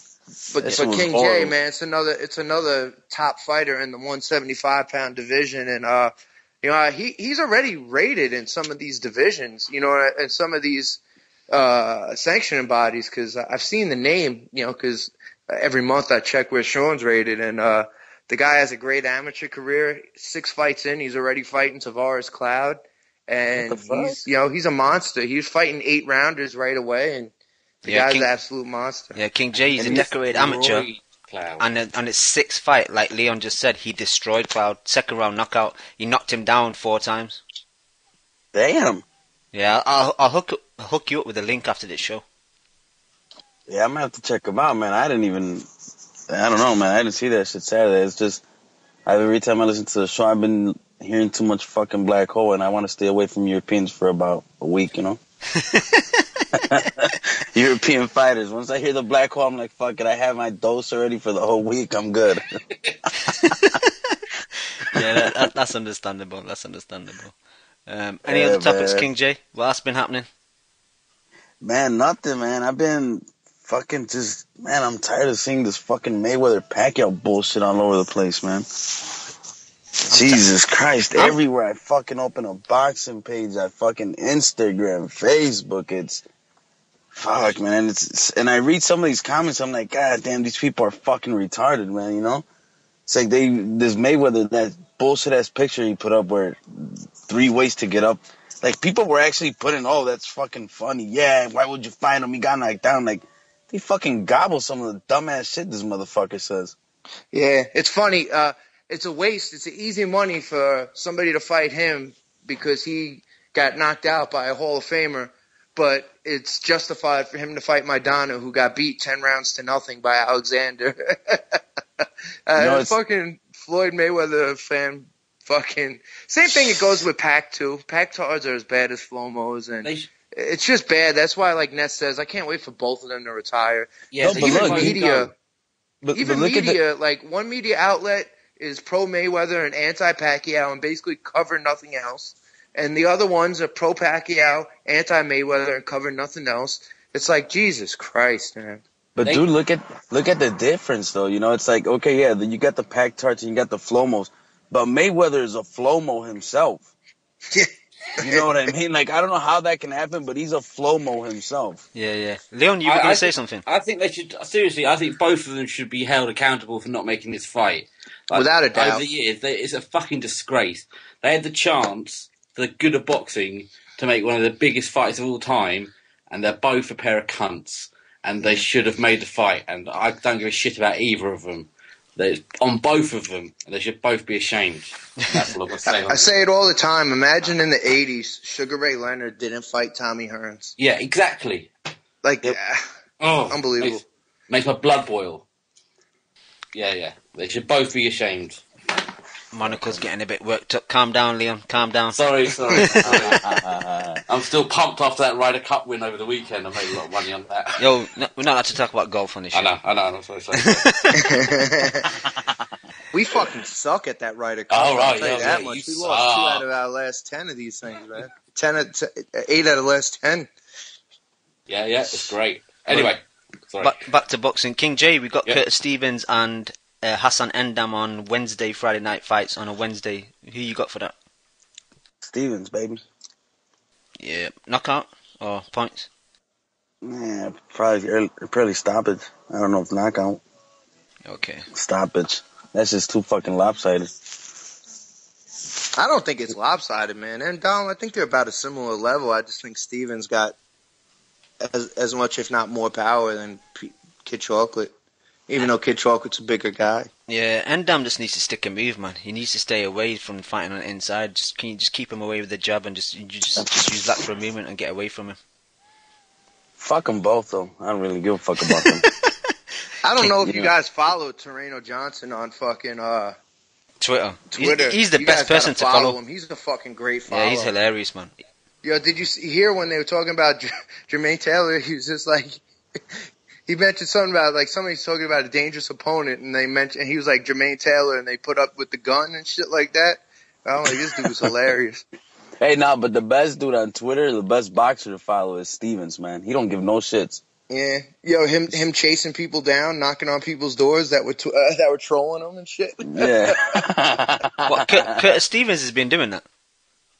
Yeah, he posts pictures like if you troll him or some shit, and you're like around the area, he posts pictures of him like fucking going to people's house. Near your house, letting you know that he can hear you. That's classic, man. That's classic. Hell yeah, man. But I know that shit. Fuck them both, man. Fuck all 4 of them. If I could throw in the Canadian fag Stevenson, fuck him too. It's all about the fucking crusher, goddammit. Yo. Anything he hits, he destroys. Yo, King Hey, you J. seen that fucking promo? How badass was it? Like when that was pretty good. That got me amped up. They're gonna actually do a countdown show for that too. They're gonna do a 1-day 24/7, I think.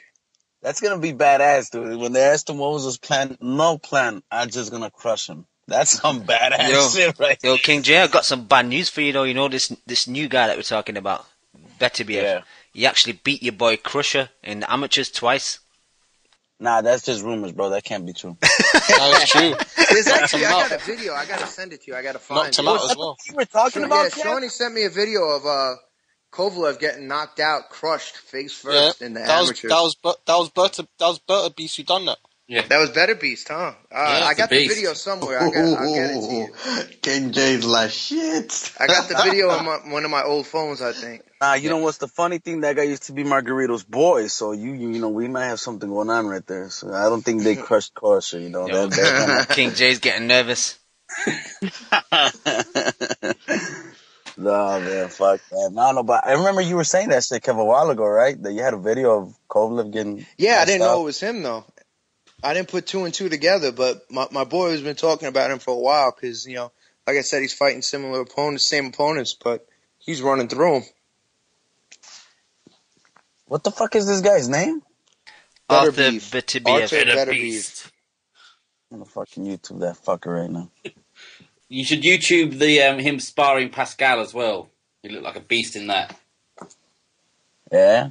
Yeah, recently he was sparring him recently. Yeah. Cam, did you catch wind of the I think the purse bid for the Rigondeaux? Nah, I didn't see anything. Rigondeaux Avalos, and Avalos is probably turning it down. He might get a fight with Frampton. I don't really follow purse bids and all that shit, to be honest, Kev, but no. If you know anything. Yeah, that's crazy because I don't know. I want Frampton to fight somebody bigger names next time. I mean, Avalos is a good fighter, but Avalos is decent though, Kev. He definitely is, but I want like a splash. I want a bigger fighter. Ari is Avalos. I want that Jose sexy name. Ari, is Avalos the guy that Hearns got some type of connection with? Avalos. Yeah. Yeah, he's done a little, I don't know, some kind of slimy move. I don't know if he's trying to somehow get control of Frampton. So he's linked up with Top Rack apparently. But I think Hearns just trying to say negotiation. Yeah, Hearns trying to say that he's doing it because if he's with Avalos, then they can make the quick fight, and Avalos would wait and stuff like that. So I don't know. But yeah, I think he's linked. Yeah, he's connected with him at the moment. Cool.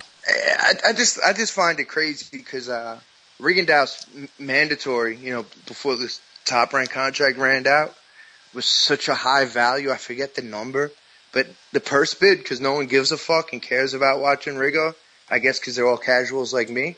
Like the purse bid only did like $200,000 or some shit. Yeah.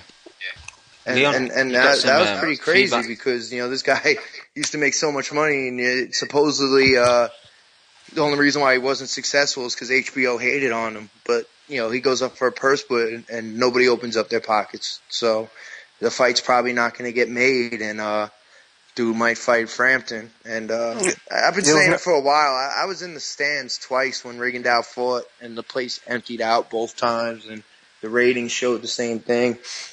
No, yeah. He's going to be out of boxing, man. It's sad to say, but it's going to happen. Avalos was never going to take that fight because he was Frampton's mandatory as well, and he's most probably going to make more against Frampton. Yeah, and he's definitely not going to take it for $80,000. You guys think he's not? They probably don't like him because he don't fucking smile. Motherfucker's mad as shit all the time. I don't know, man, but I'm gonna tell you when you guys are gonna smile when my motherfucking boy Loma's sexual crushes his ass. Hey, I got a little fucking thing going for the European boxers, baby. That might be the only fight I'd look forward to at Rigo is if he fought Loma or Frampton or something like that. But oof, dude, that's a fantasy fight, man. That's a badass fight for me. Yeah, I would like that too. I mean, but the risk reward for a guy who can't put people in the seats or ratings. At the end of the day, boxing's a business, and who's going to want to put a guy on that only has 600,000 people watch at most? Yeah, but I think Lomo would fight him for the win.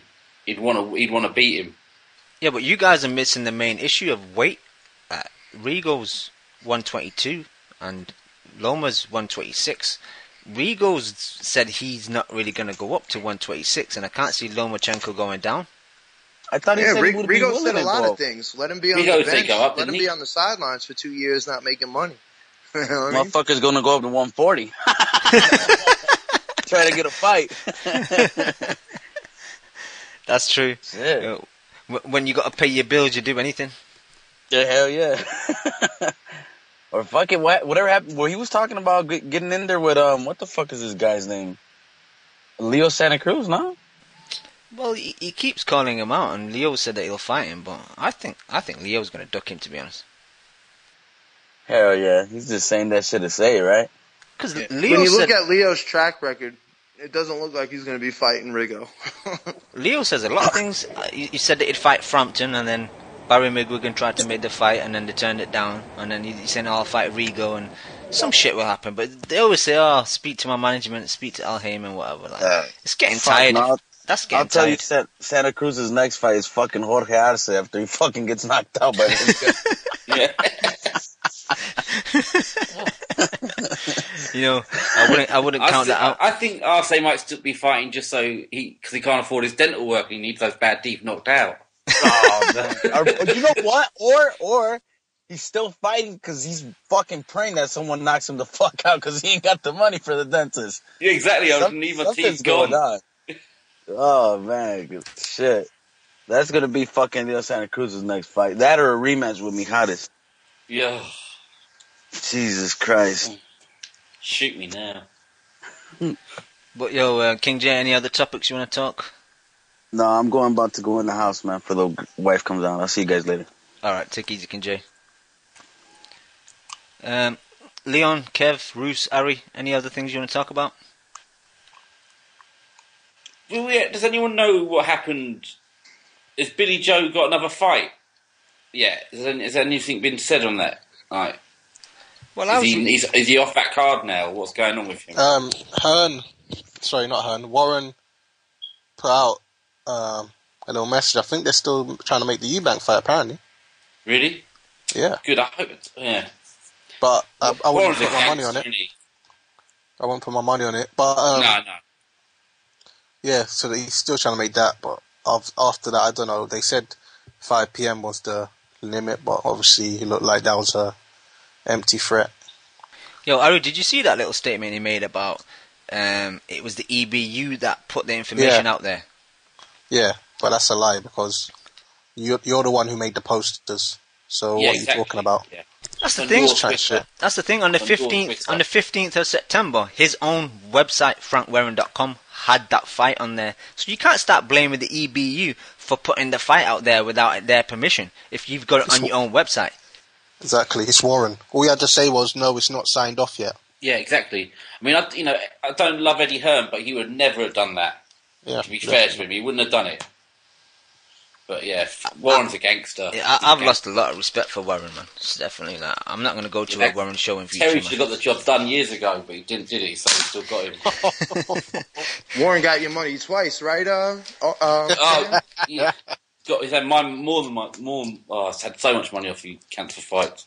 You as well, Cam, right? Yeah, Kev, why are you rubbing it in for? Just because you've been... Cam, how much was that booking fee? Be quiet. I never buy tickets to fights until the last minute, man. And then I'll just buy them outside the stadium. Yeah. I just seen I was on boxing just a second ago, and Vasquez is activated his rematch clause. So we're going to see that boring fight again. I'll definitely pass on that.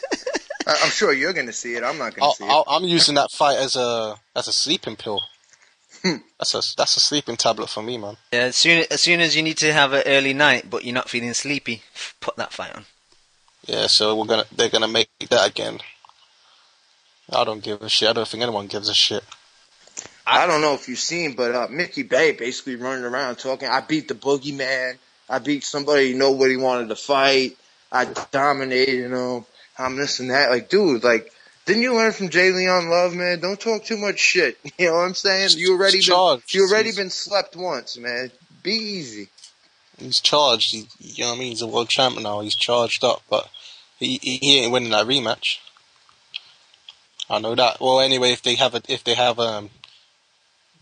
decent judges, he ain't winning that rematch. You know, it's funny, actually, I'm talking all this shit. I actually still haven't really seen the first fight, so I wouldn't know if he won it or not, because I'm not sitting through that shit. So you're speculating as you speak, then? Yeah, I'm speculating. I'm bullshit. It was unwatchable. I can't tell you if he deserved it or not. I watched that 2 rounds of that shit, and I passed out. Yeah, I'm a bit pissed off that he's activated the rematch clause. Like you said, we got to watch that shit again, but again, we don't have to watch it, it's our choice. But seeing as though we host a coalition, I guess some of us will have to watch it.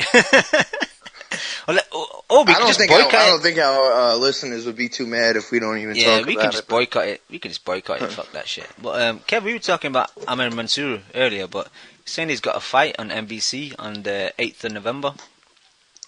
MvChu? MvChu, yeah, saying on Box Rec now. Heavyweight powerhouse Amir Hardcore headlines the fight night edition of 2014 with a 10-round heavyweight battle against Frederick Big Fred Cassie on 8th November. And I like watching Mansour, man. He's very basic in that, but he's got that power, man. So it's always good watching big heavyweights. Yeah, he's the Cunningham fight was a fun fight, like I said. So, hey, if I'm flipping through the channels and that comes on, I'll watch that fight. Yeah, I'll definitely watch that. I'm not gonna bookmark it, but if it comes on, I'll watch it. That's because you're casual, Kev. That's it, man. That's my new name. I don't like Rigo, and I don't watch guys that are 104 pounds. I'm casual, man. Okay, let me quickly give the chat room roll call. We got Monocle78, who's also on the line. That's Leon. Me, we got Eccentrifuge, London Box, Beast Mode, Semtex, Nesmatic, Ari Gold, Jack Captain, Casual Fan, Joe Said It's True, Nez Wisdom Tooth, Chinaman, Hamada UK. You took his, I think it's Soul, but it's only showing me half of his name. Dave the Sinister, my boy Dave, Nothing for Something, TBE Chef, what up Chef, Kid Galabum, Local Mexican, Mr. Duramo, Jas, always there every week, Ray Gamboa and JY. Before we go... we out of here? Yeah, I keep asking you guys got anything more to talk about and you're just giving me crickets. Damn. You're just giving me crickets, man. We've been on for an hour and a half. Yeah, but we had the show on Thursday as well, which we covered a few topics. Oh, yeah. So, yeah, we already got into fuck this, man. Yeah. Boxing. I don't want to hear that shit. Sorry, Cam, I'm doing it. Fuck whoever talking about, this year hasn't been shit. This is the worst year of boxing I've seen in my whole life, and I'm only 23, man. And if this the way it's going, fuck this shit, man. Because UFC had a nice card last week, and I'm sorry, I gotta do it. UFC had a decent card. I'll go over there. Behave yourself. I'll do it, because this is bullshit, man. What? Heyman, it's Heyman. Fuck Heyman. Stop giving us this shit. If you're going NBC like they say, go NBC. Give us boxing, because this is pathetic, man. I'm seeing Espinoza chatting shit, talking about, I could have had Canelo Clottey, but I thought that wasn't good enough. You gave us Soka. You gave us that whole card. You gave us Jacob Fletcher. You gave us countless cards of bullshit. Triple headers full of garbage. He just confirmed now to all me of a sudden that he got righteous with a Canelo fight. Get the fuck out of here. He just confirmed with that little bullshit statement that he's a Heyman puppet. He's in the pocket. You know what I mean? He's basically Heyman with a mask on. That's what he confirmed with that bullshit. So if De La Hoya's gonna do it to go over to HBO to give us, decent fights, like hopefully Cotto and May. Because again, I used to be Mayweather, but fuck Mayweather as well. If he gives us bullshit, then definitely can take that spot off him and give us what we want to see, the fights. I like that he didn't say he didn't back down from Triple G, but I still wouldn't believe him. But you know what I mean? At least he didn't back down like Cotto, talking about you know what I mean? He's not big enough. You know what I mean? It's not big enough. Well, he just sold out the StubHub, and he you know what I mean? He did decent numbers in your building, the Madison. So. Fuck Allen, man. No, I'm never a big fan of Canelo as a fighter. But I'm with him now. Team Canelo. He's taking fights. He's fucking off Showtime, which they're a bunch of wankers. So go Canelo. Yeah, man. He's done a great thing there. Yeah, fuck Heyman. Yo, Kev, you're making loads of background noise, please, Kev. Can you mute yourself? He can't hear us. He's opening the door. I'll just dunk on him, man. Sorry, Kev, I dunked on you. No, he was silent then, Cameron. You didn't have to do that, man. Bring him back. No, he said he's going. Anyway, he said in the Skype chat. Oh, did he say he's going? Yeah, he'll be back in a bit. Okay. Jas in the chat saying that Oscar has tweeted about Guerrero Khan. I prefer that fight over, the Devin Alexander fight. I don't like Devin, to be honest. I don't like how his hairline goes up so high that he hasn't got a 4-head, he's got a 5-head. But yeah, the Guerrero fight. Well, he's just sorry, Cam. He's just basically trying to force Heyman's hand. You know what I mean? Oscar can win it, but he can't do nothing about it. Oscar likes doing them tweets. He's just basically trying to get the the fans to get on board to make the fight, obviously, you know what I mean? Because that fight should be getting made. Because both of them, if they want a big fight again, especially Khan, if he wants their Mayweather fight, go beat Guerrero, then I wouldn't mind if you get the Mayweather fight after that. You know what I mean? You have to beat someone legit in this division first. Yeah, Simple as that. And that's why I don't really like how Khan goes on. Because, you know what I mean? Like, he beats someone credible, then come talk about that fight. But I heard he's getting Lopez, but then again, I heard recently that apparently Errol Spence might be getting Lopez as a step-up fight, and I'll definitely like that fight for Spence, because that's a good step-up fight for Spence. I was saying Lopez for Spence when Spence won his last fight, like last month. Yeah, when they were talking about Lopez for Khan, I wasn't liking that fight, to be honest. Yeah, definitely Errol Spence versus Lopez, you know what I mean? That's definitely, man, because I like Spence, so hopefully, you know what I mean? But yeah, man. Yeah, Khan Guerrero, yeah, I'd definitely like to see that, but I won't put my money on it. No, Heyman won't allow him to do that. And, but when is that Stavern and Wilder that going to purse bid soon? Yeah, I think they're trying to negotiate, but it sounds like it's not working. I think they're trying to confirm it so that Rock Nation don't get involved. Because obviously, if it goes purse bid, Rock Nation will win, and you know what I mean. King and Heyman won't like that.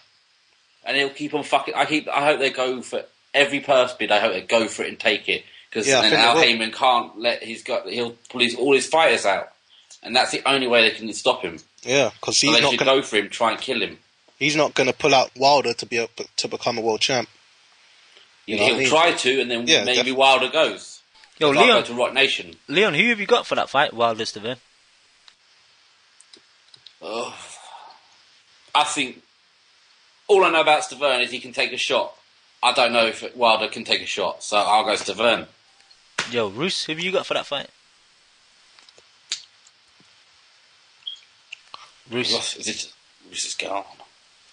Ari, who you got?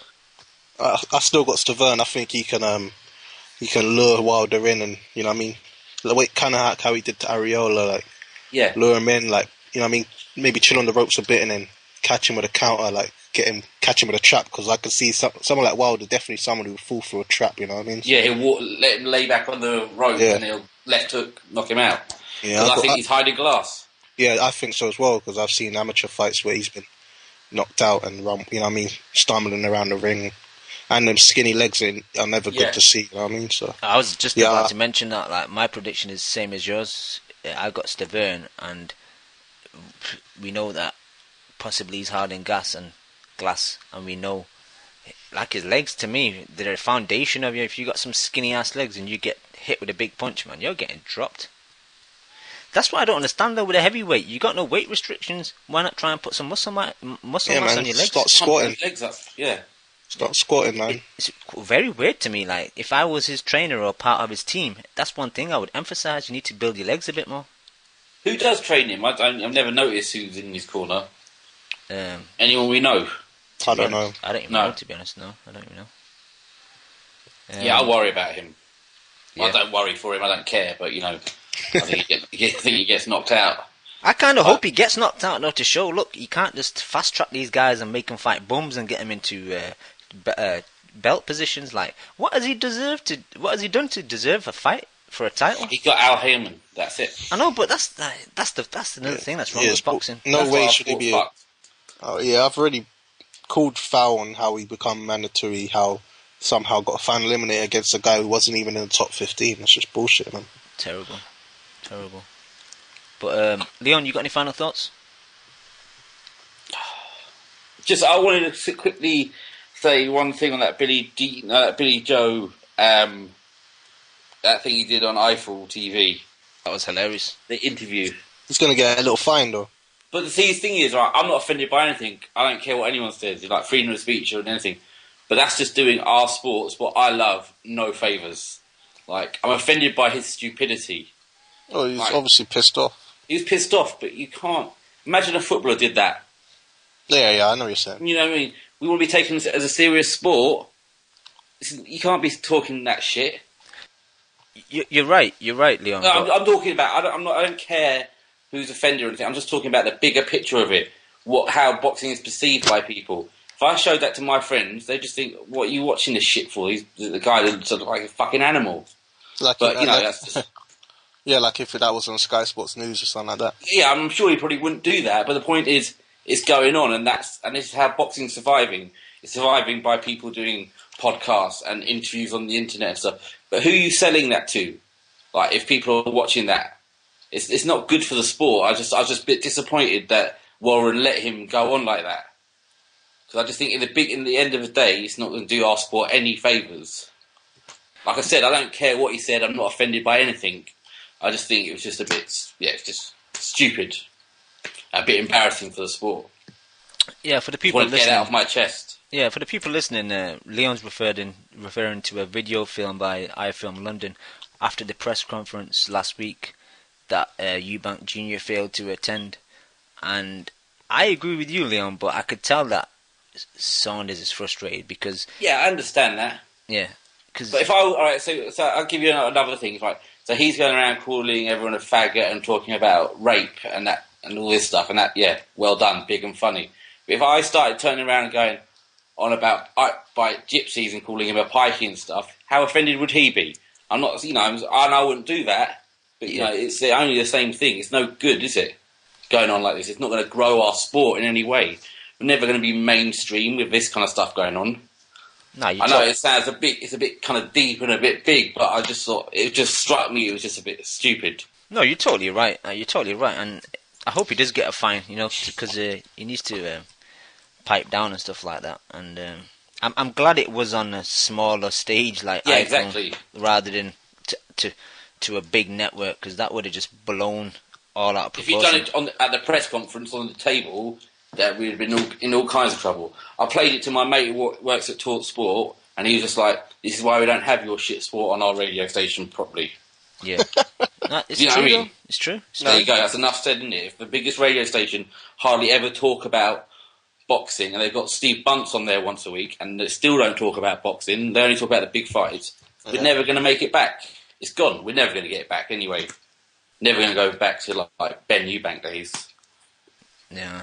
I love those days, man. Sorry, it's a bit depressing. Oh, I love those days. They were the best of times. Yeah, ITV, just big fights on a Saturday night. You can't. How old are you, Leon, if you don't mind me asking you on air? I'm old enough to have been going to those fights. My dad took me when I was a teenager back then, but I went to a few of those fights with my dad and stuff. Yeah, I'm in my 30s, mid-30s. That's a good swerve to avoid your age. Yeah. Yo, Ari, you got... Yeah, but, they were great times, and they talked trash. But, they were great fights. Yeah, definitely. 18 million people, whatever was watching it. Yeah, and the thing is, they were the type of fights you could speak to your neighbour about, because he watched it as well, Like, now, it's like you have to seek out, like, fellow hardcore boxing fans to talk about this shit, because no one really watches boxing anymore. That's the problem. Yeah. No, I don't. I know I just seen people in chat saying TalkSport is bollocks. I know TalkSport is bollocks, but millions of people are listening to that, and our sport's not getting mentioned on there. Yeah, great. No one's talking about it. They tried to do a program on Saturday evening with Duke McKenzie and that guy from the Telegraph, and it lasted about 3 weeks. Talking about that posh cunt. Yeah. Davis. The one he's always at the boxing and UFC fights. Yeah, and then showing up pictures of polo and stuff. I don't want to listen to that geezer. But yeah, it lasted 3 weeks, I think, the program. Yeah. That's all, I just want my boxing back like it was in the 90s, that's all. Unfortunately, it's not going to happen. It's not going to happen, man. It's Saturday nights now. It's just X Factor and that kind of bullshit reality shit. That's all it is now. You know what I mean? They got the crazy views. They don't care. I've never seen an episode of X Factor. Never. All that shit doesn't interest me, man. I hate that shit. All that TV reality shit, man. Just honestly hate it. But, Ari, you got any final thoughts? I know you're going to say no, because you never have no final thoughts. Well, no, I had final thoughts this time. What are you talking about? Shit. Didn't he? Yeah, man. I had to get a couple things off my chest. That was a nice little rant, man. I could tell you've held it in for a couple of weeks, and you were just waiting for one nice little rant. Yeah, I could have said on Thursday, but I was a bit busy when everyone was talking about Canelo, so... Yeah, no, I've really got nothing else to say. Really, what we got coming up Wednesday, Stevens and Dan, that's a decent fight. I'm looking forward to that. Final eliminator, so hopefully, I think Stevens will do it, but I don't think I did a prediction for it, so yeah, I think Stevens will knock him out, and then he'll fight the winner of Sam Solomon. What's his name? Yeah, Solomon versus Taylor. Yeah. So hopefully, yeah, man. That's it. Chu just messaged me saying he'll be on in 10, so I'm waiting for him to reply, because you probably want to talk of a few points about the weekend. So to kill a bit of time, I'm just going to jump on the Coalition website. So for the prediction this week, you got about 2 days to put in your Endam Curtis Stevens prediction, and then you got about 5 days to put in Barthélemy, Sucido, Vanes, Willie Nelson, Johnny Gonzalez with Jorge Arce, and the Chad Dawson Tommy Karpinski fight. So they're the predictions for this week. To go to the table, like we all know, our friend of the show, Canadian Jose, his nickname is the Voice of Reason, and he is joint first with Minor Bongo at the moment. They're both on 9 points. Minor Bongo, I chat to him on Twitter, very nice guy. Second, we have Mao. I think Mao's rigged this, man. Like, Mao, how did you get to second? I need to check. I need to check on your predictions, make sure you're not cheating. But yeah, Mao's joint second with Loma Usi Klitschko and Captain Jack, and they've got 8 points. Third, Birdie and Ari Gold. Ari, you're in third place, man. What the fuck? That's how we do it, man. That's how you roll. You got 7 points. You and Birdie top, have man. 7 points. I'm sure I haven't got anything wrong yet. You haven't got anything wrong? Let me say one thing, Cam. The way the structure is, I don't know. It could be better if it was. I think I said this to you off air, but I'll say it again. That if you get a win, like say you get the guy right, you get a win, and then say if you get with the stoppage as well, it should get like a KO next to it, as if like, you know what I mean, the guy knocked him out, even if it's a points.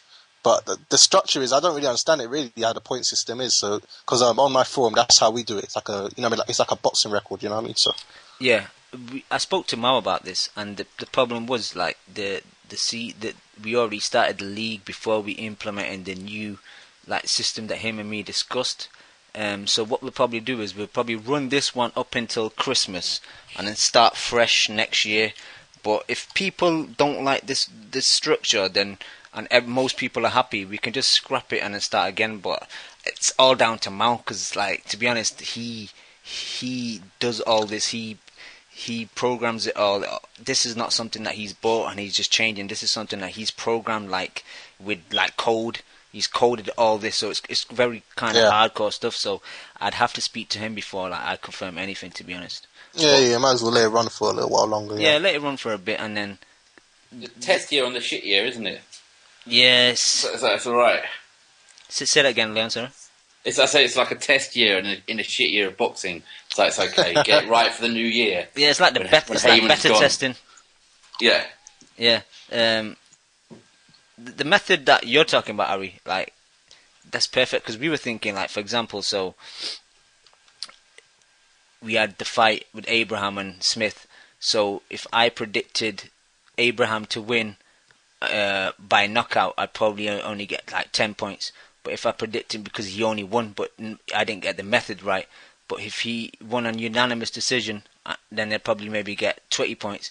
But then if he won on a knockout, so if Abraham won the fight on the 7th K knockout and I predicted all three, you'd get maybe 40 points because you get a bonus for predicting the exact round. Yeah. So that's what we're trying to maybe think about. Yeah, that'll be good as well. Yeah, because then you could do it like that, like a say football. Like a football league table, yeah, exactly. That's how we were thinking. And maybe if you predict a fight wrong, you get -3 points. So like you do lose something if you don't get a fight right, but no, you don't lose too much because 3 points isn't too bad. Yeah. That'll definitely do it. Yeah. Yeah, and then the good thing about getting the bonus points with the 40 is if you're kind of a bit behind, if you get a few fights bang on, then you can kind of catch up quite a bit. So. Yeah, something me and Mao are definitely going to implement. Yeah, and Chu hasn't got back to me, so Ari, I'll give it to you. Shall we wait for Chu or shall we go? You got the power, Ari. You got the power. Yeah, might as well extend it for him because I know you wanna talk a couple of things. You know what I mean, give him another 5-10 minutes if we can extend it. All right. Okay, try and think we'll hand it over to the chat. Chat, what do you guys want us to talk about? And no nonsense messages. Some serious shit, man. And Semtex is asking who needs to change their smoke alarm battery. We all know that's Ari. We know who that is. Yeah, we all know that's Ari. Me, man. It's Ari. That's how, I think that's the build, man. It's nothing about battery, man. That change battery still makes that noise. Okay, fair enough. Hamada UK is saying Andre Ward. This tragic news about Dan Goosen dying, like people are blowing Twitter up whether he'll be out of his contract.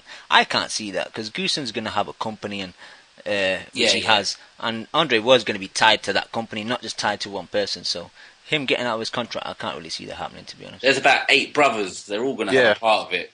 Yeah, he's still part of he's still part of the company, but you never know. They might.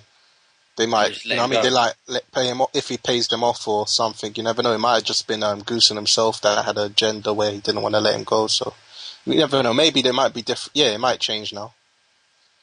Beast Mode saying talk about Better Beast versus Stevens. Like, I like Stevens, but I think Better Beast would destroy him, man. Yeah, don't know, man. I don't want to say too much because it's early. You know what I mean? Like, you never know. Stevens might have the style for him because Stevens can move a bit. Can box a bit. That's why I want him to get. That's why I want him to fight from. That's why I want Better Beast to fight from Farah. And if he destroys him in 2 or 3 rounds, then we know we've got a little gauge on what he could do to Duckington. That's a good point.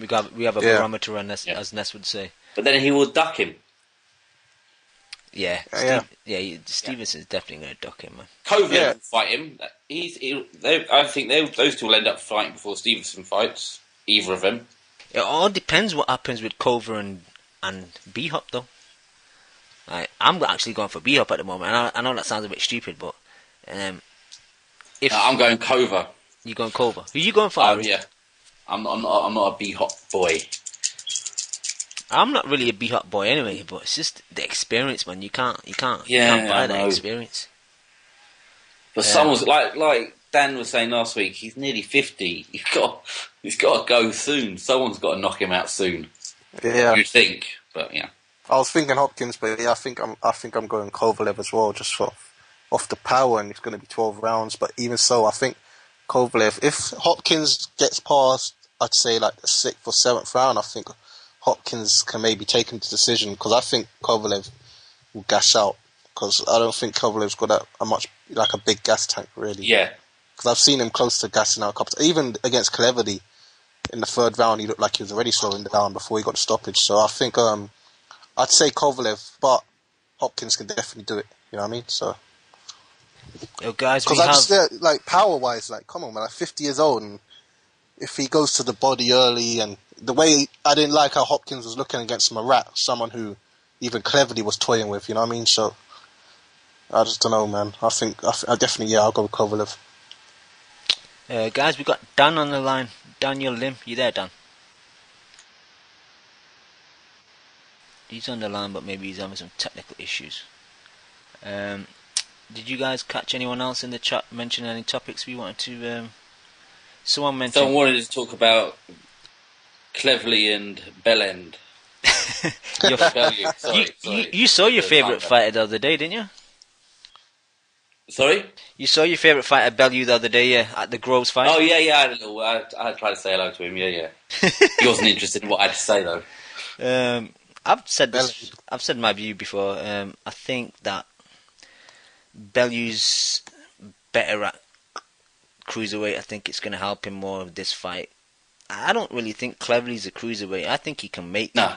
I think he can make light heavy, but he just chooses to be a bit more lazy, so... Yeah, absolutely, yeah. I just see the rematch heading towards the favour of Bellew, and then setting up a trilogy, because you know how Eddie Hearn loves his UK fights and big domestic fights. Yeah. Yeah, but it's going to be funny to watch all those press conferences, though. You're right. You're fucking right. Eiffel London will be very busy.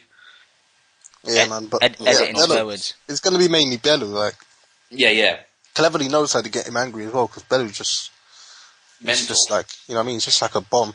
He's always ticking. He can go off any second, man. Yeah, because Cleverly doesn't say anything, does he? And Bellew just gets really wound up by silence. Yeah. Bellew will be more pissed off nowadays, now that Everton look like they're shit, so... Yeah. I think Bellew can't understand Cleverleaf Welsh accent, so he just thinks that he's talking nonsense. Yeah, and he's always obsessed with his math degree. So. Yeah, exactly. Yeah, he doesn't like him because he's clever. Yeah. But you see, that's the funny thing, isn't it? Because Bellew talks a good game, and then he went over to Canada and did nothing, did he? Nothing, just shit himself. At least Paul Smith, even if you're not a big fan of Paul Smith, at least he went out there and he left it on the line and put it all out there, and no one can accuse him of not turning up, can they? Exactly. But Bellew bottled it. I don't know if he bottled it or just wasn't at that level. What kind of reminds me of Smith on Saturday was it was his Champions League final, or for American listeners, his Super Bowl. He put everything into that. But Arthur Abram, he's had so many title fights, so many defenses and stuff. To him, I think he kind of took Smith lightly, because he's probably just looked at his record. Oh, Groves stopped you. Oh, DeGale stopped you. Oh, yeah. Exactly. Apart from that, you fought nobody. So yeah, I probably don't need to train that hard. And it kind of reflected as well, because you saw him. He started puffing a lot later in the line. In the fight. Cam, I think Chu's trying to call in. Yeah, he's calling from the wrong number. I need to call him. So give me a second. I think he's trying to call me. Oh, okay. No, I think he was trying to call that group that we started earlier. Oh, okay. But let me try and get him on the line. Our Scottish brethren, even though he wanted to leave the UK, still disappointed at you, Chu. Chu, you on the line? Oh, don't do that again. Sam! Chu, where you been? Our pub quiz, mate. The pub quiz is more important than the Boxing Coalition. Are we live? We are live indeed. Oh, bro, I'm sorry. It was a kind of flat-warming thing, and I had to do it, mate. You got some new flatmates? Yeah, I've got 2 new ones, so we had to kind of break them in with the pub quiz. It's a flat tradition. Are they chicks or men? 2 chicks, and we came last in the pub quiz. That's because you were on their team. Nah, mate, I answered most of the questions. That's true. Are they foreigners? Yeah, it was, man. One of the questions was, how do you spell hypocrisy? And if you spell hypocrisy, it's with S-Y at the end. But they were adamant it was with C-Y at the end, and I was like, nah. Anyway, are you talking boxing? Yeah, Chu, we'll give you as much time as you want to review the weekend. Are you finished, bro? Yeah, we're almost finished. Did you talk about Beterbiev? Yeah, we've nicknamed him Better Beast. Better Beast, that is it. But you go ahead, Chu. No, man, that was only a good spot the weekend. Everything else was shit. So, I know you phoned up the Boxing Voice, shout out to them yesterday and give your thoughts of him, but just for the people that didn't catch the voice, what are your thoughts of this new beast in the 175 division? Like, in the name, he's a beast. He's an absolute beast. He's going to crush everybody, even Kovalev probably. Just because he's so big for the weight, man. I don't know who mentioned it privately to us, but he's not going to make 100. I think it was maybe Kev. He's not going to make 175 for much longer. Yeah. Maybe that's why they're pushing him so hard at that weight so early. Good point. You know what I mean? It's just he's got to fight all the big guys soon, because he is a massive fucking light heavyweight. He made Tavoris Cloud look small. Yeah. Tavoris Cloud is a big light heavyweight, man. And the way he was just hurting him with every punch is just, you know what, man? It's almost Kovalev-esque. But yeah, I think Nice. I think Kovalev has got a good chance against him, though. Even though the guy beat him in the amateurs, you never know. Like, Kovalev has just got that kind of that one punch power that gives him a chance with anybody. So that would be a great fight. Chu, can I play devil's advocate and say, are we jumping on this bandwagon too early? And also, with Better Beast versus Cloud, I asked Ari the question earlier, but is it a case of he kind of caught Tavoris Cloud a bit cold? Tavoris Cloud didn't want to be there. I think that's pretty obvious. He was just picking up a paycheck, but Tavoris Cloud probably looked at the guy and thought, I'm not going to win. Whatever people say about amateur records, they matter. if the guys he beat in the amateurs are the best in the division. You know, he beat Kovalev in the amateurs twice. He beat a whole bunch of kind of amateur names who will probably soon go pro and fucking rip it up. And he got robbed in the that, Olympics as well. He should have won the gold and he got robbed. Whatever people say, professionals... He got robbed in the Olympics. He should have won the gold, got robbed in the amateurs. Did he get silver in the Olympics then? No, in fact, he got put out at the quarterfinals, is that not right? Hello? Yeah, I can hear you. I can hear you, Leon. I can hear you, Leon. Can you not hear Stu? What's his name beat him, didn't he? Usyk, yeah, Usyk. Usyk beat him. You are sick. You know the Ukraine, that guy. Ukrainian. Alexander Usyk. Yeah. All these guys are going to go pro and they're just going to rip it up. Like, people shit in the amateur system, but the amateur system is... You don't even need 30 professional fights first. I know we've had this discussion before, but you can just go straight in there. Nah. You can just go straight in there. Well, no. These guys are all outliers, true, because they all have massive power. But how many outliers have there been in this last year? Nah, come on, man. You know this argument goes both ways like crazy.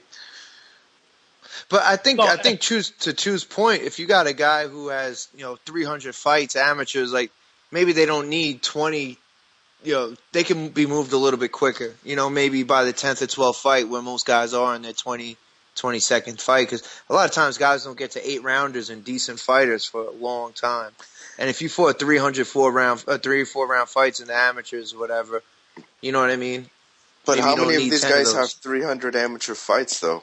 Yeah, it's true. Did Beterbiev, did he have 300? Nah, I don't think so. I'm just saying, yeah. The only thing... 300. Yeah, but I can respond with 2 words, Zhu Shiming. I mean, what else do I need to say?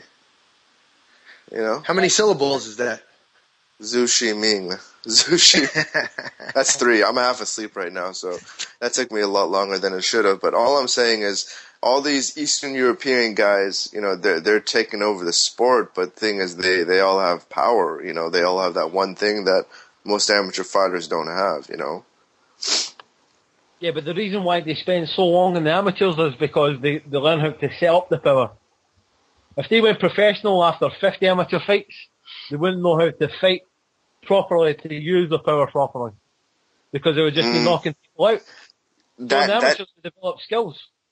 That may be fair, but my argument is all those years that they spend in the amateurs, I bet they could have gotten better, more valuable experience in half the time in the pros. I disagree. I mean, you've got Frankie Gavin, who can't punch a fuck. Frankie Gavin is an Olympic gold medalist. If you don't know, he's a welterweight. But that wasn't my argument. What I'm saying is all of these Eastern European guys, they were born with power. So in my opinion, they're wasting more time developing and trying to, set up that power in the amateurs compared to them just going to the pros. Lim, don't these guys spar pros a lot, though, while they're amateurs still? Yeah, their amateur do. system's a lot different than ours.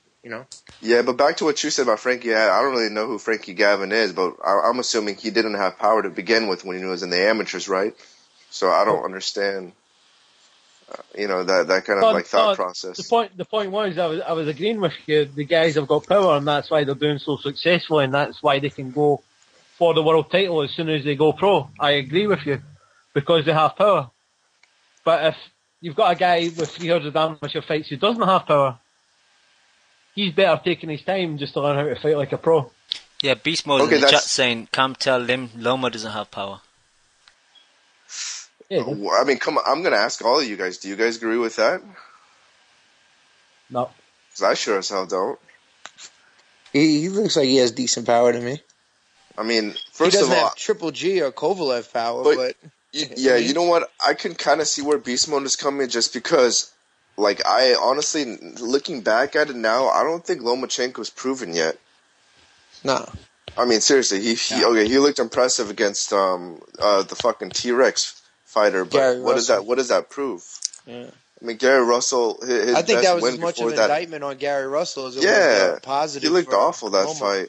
I mean, what was Gary Russell's best fight before the Lomachenko fight? It was like a tomato can, you know? So, I mean, I can't take away. I really don't know how good Lomachenko is at this point. You know what, like, the amateur system is going to save boxing because that is just a system built for stardom.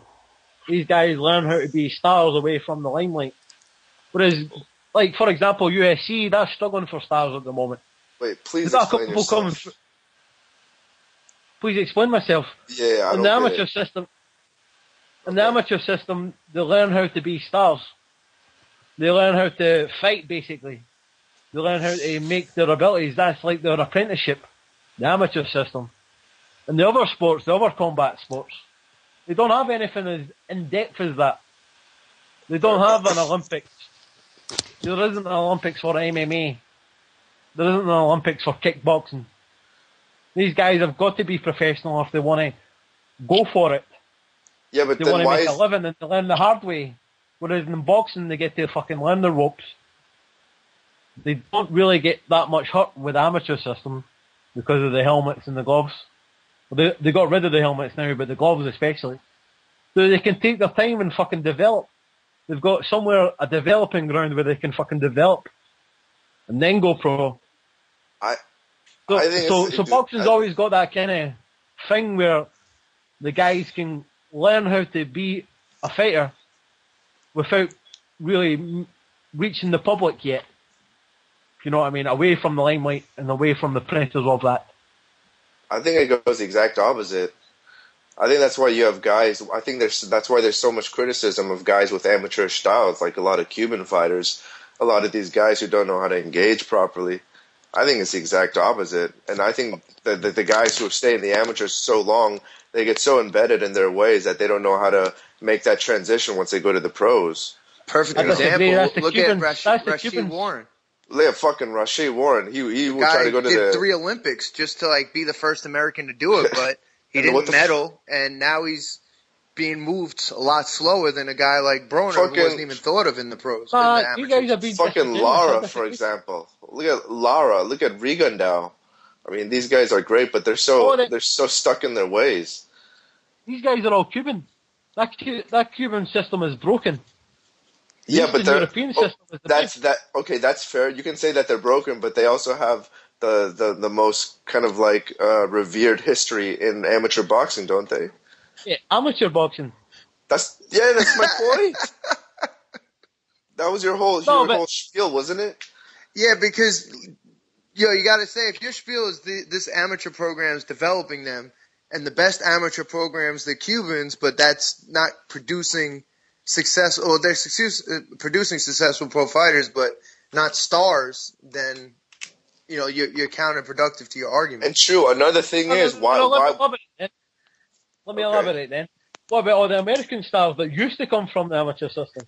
Like who? Sugar Ray Leonard. That's 30 years ago. Okay, Leonard. Yeah, exactly. That's because your system is broken. And are you going to say Roy Jones? Because his style was very amateurish, right? The British system is working fine. What British system? I mean, your system of amateur boxing is working fine. It's doing what it's meant to do. The amateur system isn't to get gold medals. It's to get boxers who should turn pro and make the sport bigger. That's what it should be. I don't think it's medal. That's my argument. Okay, so it's about staying in the amateurs for like 200 and 300 fights, spending like the 5? I don't get it. So what exactly are you trying to say? Like for example, the heavyweight from England, Anthony Joshua. He's had about 50 amateur fights. He should have had more. He turned pro too quickly. He should have hung on in there, learned how to set up his power, because all he's doing now is knocking out bums. Yeah, but then what do you say about all of those guys, like the Cuban fighters that we just brought up, like guys like Rashid Warren? What do you say about those guys who stay in amateur boxing for too long and they don't know how to make the transition when they turn into pros? Well, these guys are better staying in the amateur system because in the professional system, if they don't have power, they'll get found out quickly and the guys will just walk through their punches. So they're better learning staying in amateurs as long as possible also. To learn how to box and box these guys. And what does it say about your argument when I think the whole international amateur boxing system is going through a massive overhaul, right? They're going without headgear, they're going without that point system. I mean, what does it say that they're making such drastic changes on a system that's been around for, I don't know, God knows how long? Well, that's because of the Cubans and the Americans. That is the Cubans and the whole North America. Their amateur system is fucked up. It is. Okay. Like, the guys who are fucking dominating amateur boxing is the Eastern Europeans. So why is it when an Eastern European guy who has won like an Olympic gold medal or a silver medal like Gennady Golovkin is going in there and knocking guys out? Why isn't he fighting like an amateur? He's fighting like a professional. And there's so many you could Costa's you. No, I mean there's so many you could name. Klitschko. Couldn't it just be a matter of coincidence? Lomachenko. That they were just naturally gifted professional so fighters. Many coincidences? How come America hasn't had some coincidences lately? I'm being honest. Yeah, but that's Andre not my. Ward is the only one. Okay, yeah, but that's not my point. My point is like that it doesn't really have that much of an impact, a positive impact at that in terms of how they fight professionally. You know, guys with Americans, yeah. With Cubans, yeah. With Eastern Europeans, it doesn't matter. They just go in there and fucking take them out. Yeah, I honestly think that's just a matter of coincidence. You know, because if that same logic applied, then I think there should be more of a correlation between great amateur fighters and how they turn out as pros. Guys, can I just quickly get to a caller, please? Jose is all about the sexy name. I'm bringing sexy back. Yeah. Jose! Hey guys, what's going on, man? How you guys doing? Excellent, Jose. How are you? Good. Made sure to make some time to be able to call in, man. Yo. But I wasn't able to listen to what's going on, so bring me up to speed. What are you guys talking about? We talked about the Canada card, Cloud, and we have renamed Beterbiev to Better Beast. We talked about that. We talked about the UK, Paul Smith versus Arthur Abraham, and we just talked about the Curtis Stevens and a few other topics. But what do you want to talk about, Jose? I don't know, man. Maybe we could talk. I just heard you guys talking about like the Eastern Europeans and the amateurs. So are you guys saying that Beterbiev, whatever, he is who he is, or he's as good as he is because of his amateur formation? Is that pretty much accurate? No, I think what she was trying to say that the years spent in the amateurs is more beneficial than, I guess, jumping in the pros early. So what's your take on that, Jose? Well, I think it could go either way, man. You could look at somebody like Triple G, or you could look at somebody like Canelo, right? Those are two completely different routes, and both are equally successful, right? Maybe Canelo even more so. And he hit the pros when he was like, 15, 16, right? Yeah. I mean, I think it all depends, man. At the end of the day, it's the fighter, right? Some guys will stay in the amateurs longer, and I don't necessarily think that you know, it'll help or hinder. I just think it just comes down to ultimately the athlete themselves, right? And how good they are. And I mean, maybe if they have exceptional power to begin with, maybe the amateur style might help them, cultivate a couple of more skills. But I mean, I think you can also pick up the skills just the same by beating and burying your opponents too, right? I don't know. That's how I see it, I guess. I see what you're saying, but I disagree. Canelo had 50 something like bums on his record before he fought anyone tough. He probably learned more against Floyd Mayweather than he did in any one of those fights, and if he just had some amateur boxing behind him, he would have probably gave Floyd a better fight. My opinion. Nah, I mean, come on. Hold on. Let me get on that. How can you say that when Canelo's biggest problem, his biggest issue with Floyd was that he tried to outbox him? Exactly. That's amateur style. Amateur fighting. That's all about boxing. Canelo's problem against Floyd was that he wasn't the aggressor. It was the fact that he didn't fight on his front foot. That's not the qualities you learn in amateur boxing. Canelo's problem against Floyd is he had never seen anything like that before. Never seen anything like that before. Name me an African American fighter. Name me an African American fighter that Canelo fought before that, apart from Austin Trout. Come on, man. I'm not gonna even go there, man. That's not what I'm talking about. My issue with Canelo that fight was. You've never seen that style before. You've never seen that style before. All right, if that's how you feel, that's fair. You know what I'm like, Dan. He was just bamboozled. No, I disagree. So what you're saying that an amateur fight, maybe like some slick black kid that he would have fought when he was 17 would have helped him when he moved up to Floyd? That's exactly what I'm saying. Yeah. He probably could have, if he got into international boxing, he would have seen something like that before. He would have seen something like that before. But Chu, there's just as many gold medalists and silver medalists and bronze medalists that haven't done shit in boxing, in professional boxing. So, I mean, it kind of, puts your theory, at test, don't you think? Otherwise, they'd all be amazing professionals.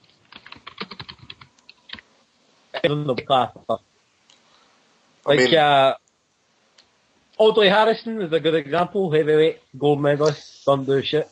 Look at Lara, for example. I mean, everyone hated that fucking fight because Lara is the definition of an amateur fighter in everything that he does.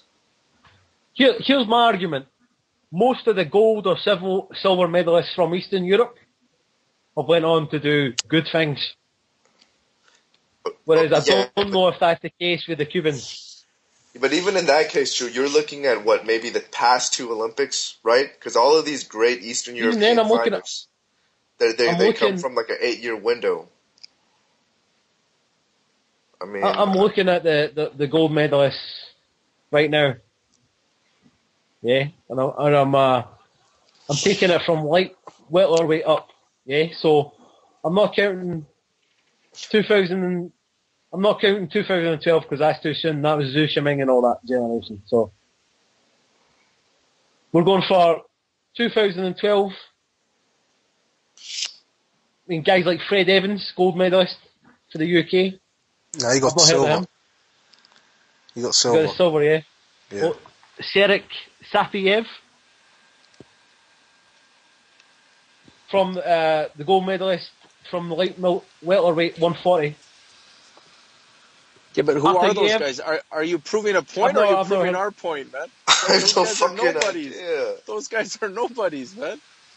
These guys haven't turned professional yet. Look, the most basic way I'm going to say this is I just think the recent crop of Eastern European fighters, I just think it's a trend. I mean, I just think these guys are all naturally they were tailor-made for the professional game. And did it help them that they were in the amateurs? Sure, it probably did. But my argument is even if they were, just fed to the pro game early in their careers, I still think they would have succeeded. I just think they're that good. Okay, right, okay. So middleweight, I'll give you one example, then I'll drop it, right, because it's probably born there. But middleweight gold medalist from the year 2000. Jorge, from Cuba, Jorge Gutierrez. Middleweight gold medalist from 2000. Have you heard of him? No. Have you heard of the guy who won next from Russia? 2004 gold medalist. Gidarberkov. No, I haven't. I've heard of him. I've heard of the silver medalist from 2004 as well, Gennady Golovkin. Yeah, that's one example, but you're the same guy just like me, man, who likes big names. Would you be happy if those guys were headlining HBO fights, man? Those guys that you've mentioned? They're nobodies, man. You'd be pissed. But Gennady Golovkin was a nobody as well. So was Beterbiev. So was Golovkin. Kovalev.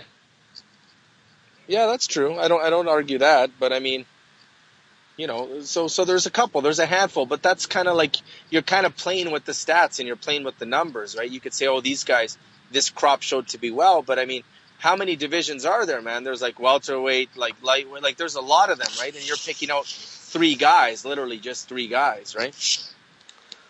All right, look, I think a good way to wrap up this discussion is that amateur boxing is beneficial. It just depends on how long you're stuck in your amateur ways. You know, if you're in the amateur for 300 some odd fights, I mean, you really think Golovkin, every single one of those 300 fights was absolutely crucial to how good he is now, and the same thing with Lomachenko. You think they should have stuck in the amateurs for that long? This wasn't a discussion. This was a black hole. This is worse than the UK black hole. All I'm going to say is look at the top 10 pound for pound. Look at the top 10 pound for pound and tell me how many amateurs are there. Oh, just stars. All right, and then the last thing I'm going to say to end this black hole is that, I mean, how about this? How about the guys in the top 10 pound for pound? They're obviously there for a reason because they're that good. So obviously they're going to excel in any division of boxing. So it's only natural that they would excel in the amateurs because they're just naturally gifted fighters.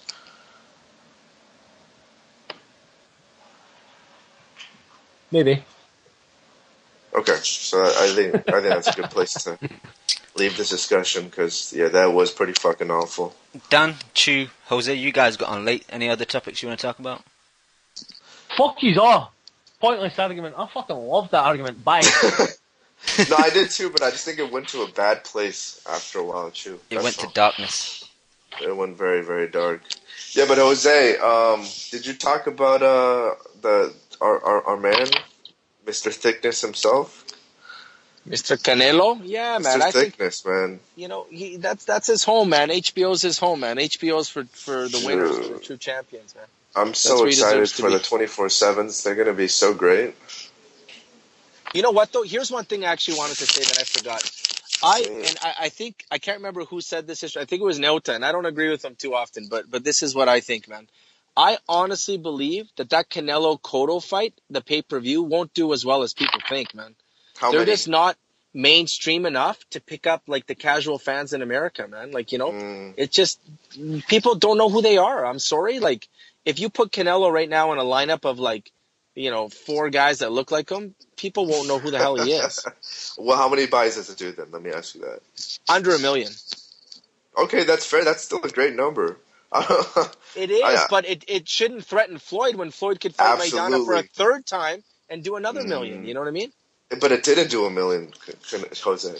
Yeah, but it do pretty close. That's why I'm thinking. No. You know, I think Floyd Khan does better than Canelo-Cotto. No, it's not a better fight, and it's not a fight I want to see, but it does better numbers. All right, Jose, let me say it like this then, right? So let's say Maidana Floyd did 850, right? Number 2. Let's say it did 900. I'll give you that. I'll give you 900. How much of that viewership though is based from Hispanic fans? Okay, let's just look at it from a window. If you say that Canelo versus Cotto does 700,000 to 800,000, you know, just in a vacuum. To me, that fight, since it's Hispanic based, all of those fans that would have watched Floyd versus whoever the fuck he fights on those May and September dates, they're gonna move and migrate towards Canelo versus Cotto. That's why I think it does more numbers. Yeah, but those Hispanic fans will watch both fights because they're diehards. It's more in their blood, right? It's the casual fan that you got to bring over. Is the casual fan really going to buy the Cotto-Canelo fight? Or are they going to choose Floyd? They're going to choose Floyd. Is the local bar going to show Canelo versus Cotto, or is it going to show Floyd verers anybody, right? It's probably going to show Floyd. No, I really think the casual bar would show Canelo versus Cotto. The only reason why I say that is because Jose, they were both A-sides to a pay-per-view fight before. This isn't Cotto versus Sergio. These are 2 guys that were actually the headliners of pay-per-views. I guess I just think right now, like I still think to get a huge number, you need a Manny Pacquiao or a Floyd Mayweather to bring in mainstream. You know, that's what I think. And I don't think Canelo's quite there yet, and I don't think Cotto's there. I think each of those guys makes either one of those 2 guys superstar numbers, but on their own or even combined, like just them against themselves, I don't think they do it, man. Because if they were that great, they should be doing 1-5, like, you know, buys, and I don't think they're going to do that, man. Yeah, but 1-5 is such a... I mean, 1-5 was Cotto versus Floyd, man. Again, that's Floyd, right? But yeah, that's... I concede to your point, but my whole argument is if you have these 2 at the same time... I mean, there's a reason why Floyd fights on May and September, right? It's to attract that Mexican Hispanic audience. My basic argument is if you put Cotto versus Canelo on the same date, all of that fan base is going to migrate towards the obvious choice. See, but I don't think that fight differs at all. If you put that fight in April or you put it in June, like Cotto Canelo, it's still going to do the same number it's going to do. Like, I don't believe that, that May is strategically made so Mexicans decide to buy it on that date. It's just Right. part of the festivities, and it makes it a little bit more marketable. But I don't see it being the end all be all for that reason, right? Right, but that's fair. But that's not why Canelo demanded it to be on those dates. I mean, it's first of all, it's because he's Mexican, and obviously it's a thing about his heritage. But secondly, Jose, I think this entire reason why he went to HBO was to create to sabotage Floyd's May and September dates. Because again, not only does it conflict with his May and September dates, but it also steals a huge portion of his audience. No, and I like it too. I like the fact. I think it should be owned by a Mexican American, or a Mexican, that date, because what does Floyd have to do with it, right? So they should win it back. But I mean, at the end of the day, should Floyd be worried? Like, do you think Canelo's going to steal his thunder? Like, even is a million? Who would he have to fight next then, right? I mean, the only person he could fight that would really cause huge numbers would be Manny Pacquiao. And I mean, could Manny Pacquiao Canelo ever happen? Manny Canelo? No, I don't think that can ever happen. How could they how could they possibly come to an agreement when it comes to weight? No, but that's the only fight I think that puts Floyd's pay-per-view numbers in jeopardy, would be that fight. And don't get me wrong, I love the Canelo Cotto fight 10 times better than any fight Floyd could do. But I'm just saying, in terms of numbers, I mean, again, I have to agree with Nota, man. I just don't think it's gonna. You don't think it's gonna do much?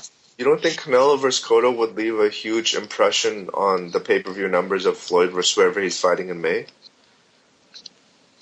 Well, I mean, I don't understand, like, if they would actually go on the same day. I think it'd be crazy. But I mean, what I mean to say is, if Floyd said, "Fuck it, you know what? I'm injured. I'm going to let that date go," I don't think that Canelo's going to own that date. I don't think he's going to bring in this gigantic number that people think. I just don't think that'll happen. I think it'll be whatever. And maybe Floyd even does it as a strategy to say, "Fuck it. Let's see what you can do." That's the best possible money fight you can do. And you brought in just shy of $1 million or just over $1 million, or maybe even less. Who knows, right? Yeah, but the way I look at it is, say, like Canelo Cotto does 800,000, 900,000 pay-per-view buys. To me, it's a huge success because you're not guaranteeing either fighter $32 million. Yeah, it may be like a financial success, but it's not really a commercial success, if that makes sense. Like, it's not going to have the build-up and the hype on ESPN, and it's not going to be all over the place like a Floyd fight would be, right? And it's not going to have like the numbers that a Floyd fight has, right? Well, sure, it can do the same numbers because I think Floyd versus Maidana didn't even break 900,000 buys. Yeah, but I mean, it was a rematch. I mean, maybe some new blood in there. I mean, the one thing Floyd can do that neither of those two guys can do is he can sell a fight, man. And he can market a fight. And that's the unfortunate part about having two Hispanics leading the pay-per-view, is that, how is the American public going to get into it, right? How are they going to understand what the hell's going on? It's not the same, man. It's not the same to hear these translators tell the story. And if you can't understand the language they're fighting in, then you don't get excited by it, man. Kind of like Frotch Groves. I didn't know what the hell they were talking about, man. Yeah. I mean, I guess that's fair, but I just think these guys are, especially Floyd, Jose, I think Floyd is really, really losing his luster in terms of his attractability, or excuse me, his attraction. I mean, I remember watching that Floyd versus Maidana fight with a lot of casuals, and they were so turned off by just him. I mean, he's just a mumbling idiot now, and I don't really think he has much of a draw like he used to, Until I see those official pay-per-view buys, I can't see that fight generating 900,000 buys. That rematch against Maidana.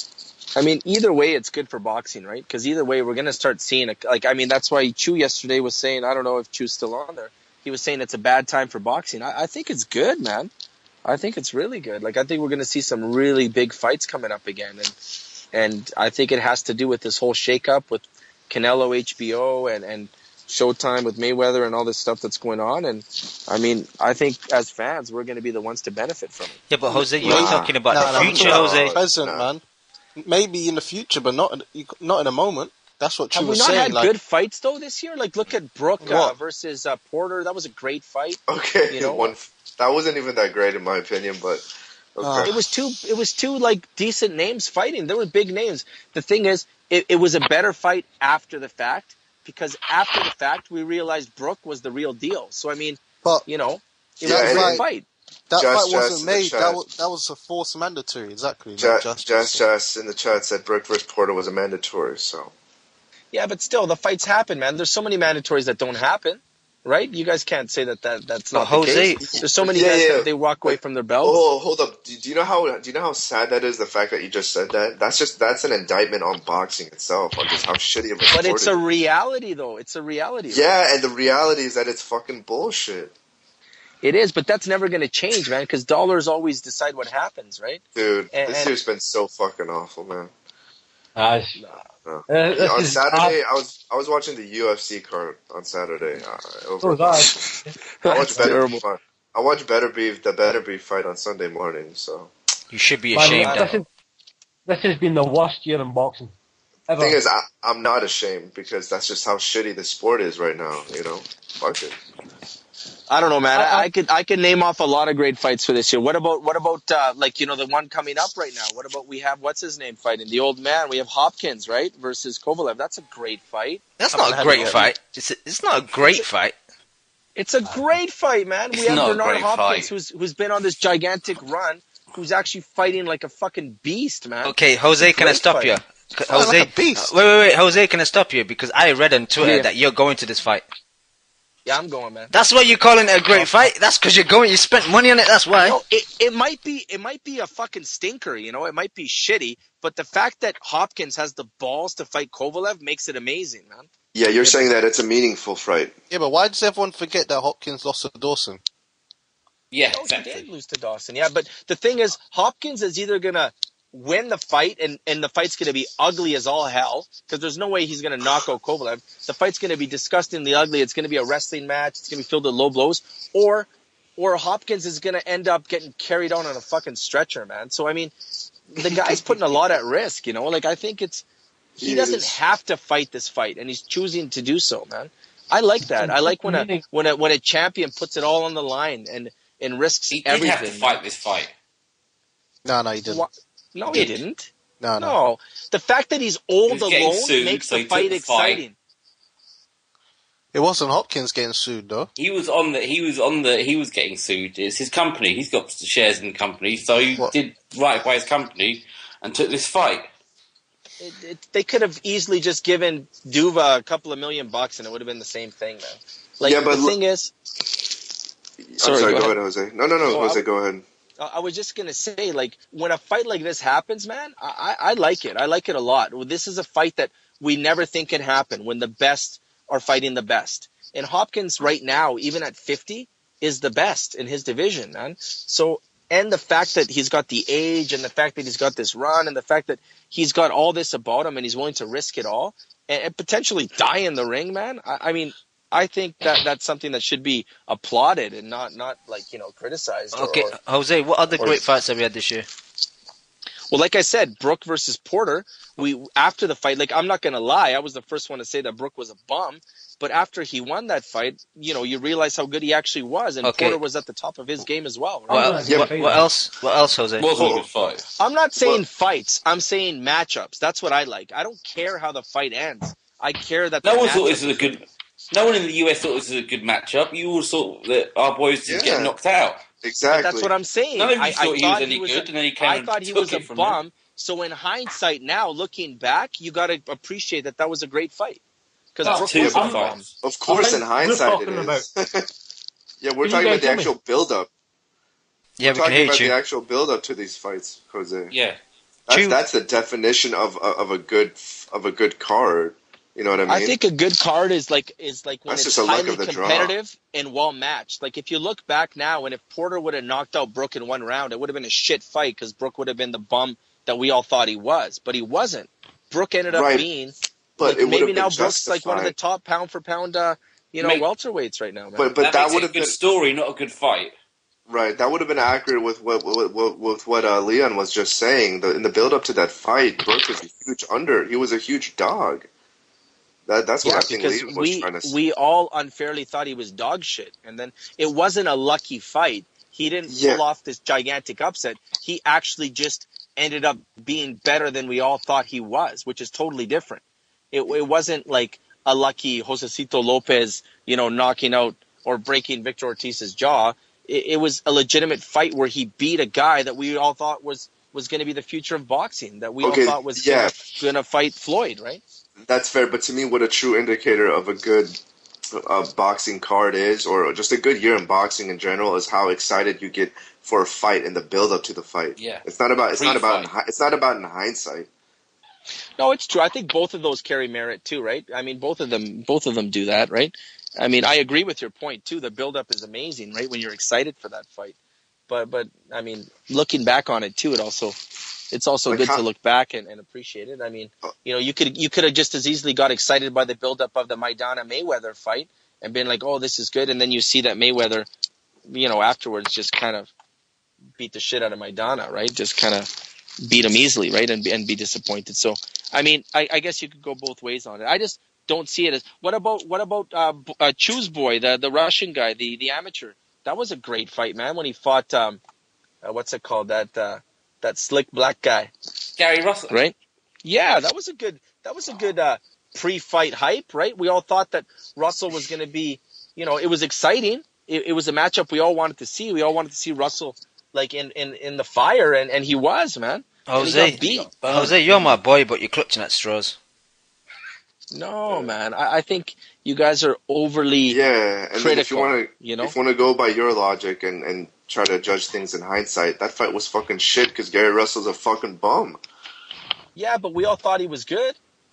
Okay, then which way do you want it, Jose? No, I'm saying it's both ways. I just said it's both ways. Sometimes, you get to enjoy the fight itself, but in hindsight, I like it better when a fight is equally matched. I mean, what about Canelo Lara? You can't tell me that wasn't a great fight. Like, it was two guys at their peak, like at their top of their game, and they went at it. Like, we don't see fights like that every year. I'll give you that one, yeah. I give you that. It was a shitty, I mean... It was a shitty fight. Right. I hear you, Jose. I mean maybe you guys... That was the best fight of the year, Jose, in terms of build-up. That's fucking sad, man. Chu? What are you saying, Chu? Now, if we're talking build-up, then there's been loads of big fights. Sergio Martinez, Miguel Cotto, let down. Oh, that was an amazing fight. Yep. Let down. It wasn't competitive. Lara Canelo was shit. No, but we all thought it was going to be Martinez doing that to Cotto, so that's what made the fight amazing. It was Cotto to Martinez. Even fights and it was like the Brandon rebirth of Rios, Cotto. Even fights like Brandon Rios, Diego Chavez was shit. Yeah, that was it's just been let down. It's just been a year of letdowns, man. Yeah, that's true. I don't know. To me, the Danny Garcia versus Saka, just that fight in and of itself left a black mark on the sport for about 20 years. That was the most horrendous shit I've ever experienced. That is undisputable. I guarantee you, if I fought Rob Saka tomorrow in a boxing arena, I'd fuck his ass up. I know for a fact I would. See that I don't argue with. Like the fact that Matisse had a great fight with John Molina Jr. That I don't like, even though it was a competitive fight and even though it was, it was entertaining. I still don't like that because I believe Matisse is above that level, and that's not the kind of fight I back. I don't get excited by it, and even though it was a pretty exciting fight to watch, I still don't consider that to be a good boxing match, or a good. Jose, is boxing dead? Is boxing dead? No, man. Look at it, man. We have the highest paid athlete in the world as a boxer. Dude, I fucking hate that argument, Jose. Well, what does that have to do with box? What does that have to do with anything, dude? You know what? It all has to do with sports in general, my man. It's all entertainment. Otherwise, we'd all be fucking watching darts, and it'd be the coolest, game in the world. It is what it is, man. If it's mainstream, if it's entertaining, if it brings in celebrities, it's a fucking cheap reality, but it's the truth, man. It is, and right now Floyd Mayweather puts boxing on the map. He makes people watch it. He makes it relevant. He makes it cool, and he makes people hate it, dude. Cool. He makes people fucking hate boxing. He makes people watch it. Every single person. They want to see him get hurt. Exactly. They want to see you know him what, though? die in the ring. Exactly, but people watch him. People watch him all the same. Hold up. You say Floyd getting paid $32 million is good for the sport. To me, great for the sport. That whole concept. Love someone else's money. Hold on. Yeah. That whole thing, I think, set the precedent of all these fucking Al Heyman fighters getting paid way out of proportion and their opponents getting paid nothing. That's the reason why you have that's why you have all these Heyman fighters getting paid exorbitant amounts of money, and that's why they don't have any money left over for their opponents. That's why they're fighting these shit-ass fucking B-sides, man. How is that good for boxing? You know why I disagree with you, man? Because in the same card, you have Khan and you have, what's his name? Palazzo. You have Khan. Who the hell was Broner fighting that fight? Who was Broner fighting, Jose? But that puts your theory to test, because you should make them fight against each other. You could still make those guys fighting. Well, that's the problem. It's not that there's not enough money. It's just that they choose not to match them up. That's the reality. There's no money. That's where you got it wrong. That whole $32 million, that sets the precedent of telling Amir Khan, telling Adrian Broner, look, I'll give you $1.25 million to fight a fucking bum. So what incentive is there to fight each other? Exactly. The other thing is they're running out of money by spending it on Floyd, and that's why you get Rob Salka, because they've got no more money to put into these other cards, because they're spunking all their money on one fighter. So he's got a lot of money, but the business has no money. But that's what I'm saying. The guys are still there. Like, there's still guys on the undercard. They're just not fighting each other. So the money's still on the card. They're not fighting each other because they can't afford to put the fights together. But they can. How come? Look, I think it was in May. Didn't Khan and Broner fight on Mayweather's undercard or not? Yeah, they did against different opponents. But not against exactly. Yeah, but so that just proves that even though you pay Floyd $50 million, $60 million, $30 million, there was still enough money on that card to pay for Khan and to pay for Broner. Yeah, but you're talking about one card. What have we had since then? We've had Rob Salka and all this shit. All right, Jose, answer me this question then. Don't you understand that if you're going to pay these guys large amounts of money to fight bums, it creates absolutely no incentive for them to fight each other? Well, that's why there's a different type of boxer, some that have fucking balls, like Canelo. That's why I like Canelo. That's why I've always liked Canelo, because Canelo could have fought against a taxi driver, but he chose to fight against, Sugar Shane Mosley. Like, people would say, Mosley was washed up. The thing is, a guy like Canelo will always test himself. Even when he fights bums. Dude, how did this get to Canelo? Well, I'm just trying to say, like, that's my argument back, is to say some guys will always test themselves and some guys will take the easy dollars, right? To be honest with you, Canelo is the outlier, as Dan likes to say. He's the exception. Not everybody is fighting every single guy. If boxing is how it should be, someone would have fought Golovkin a long time ago, but they don't. Exactly. I'm sorry, Jose. Some text in the chat says it best. He says one guy, referring to Canelo, obviously, and he isn't a Heyman fighter. Look at the precedent that Al Heyman has set for his fighters, man. The shit is terrible. But you know what? That's unfair though, man. Look, when was the last time Pacquiao fought a good fucking fight, man? Come on, let's. Bradley. But we all knew he had that in the bag, man. No. Like, now who's he fighting? He's fucking. He fought Bradley. Rios. He's fighting Algieri. Dude, that was a 2-1 fight. That was a 2-1 fight. Anybody who thinks that Algieri can beat Pacquiao, man, that's just ridiculous, man. There's no way. Algieri a year ago was fucking, working at a high school gym, man. Like, giving lessons there, and he had to sell his lessons on Groupon. Like, dude, no one was gonna. Come on, that's a low blow. You know that's not true. Dude, I'm sorry, but I am like a casual fan at the max, man. And Trust what? Jose, I'm a casual fan too. Algieri I've turned into a casual fan. You know what? If Pacquiao loses to Algieri, man, I will never, ever, ever look at Pacquiao the same way again in my life. Because to me, Pacquiao is one of the greats. And for him to lose to Algieri, that's fucking disappointing, man. That's how I see it. No, I agree 100%. I agree 100%. Right? No, I disagree. Right? Jose's right. Bob Arum is doing exactly the same as Al Heyman. It's just no one really says that Bob Arum is doing it anymore because the new bad guy in boxing is Al Heyman. When was the last time?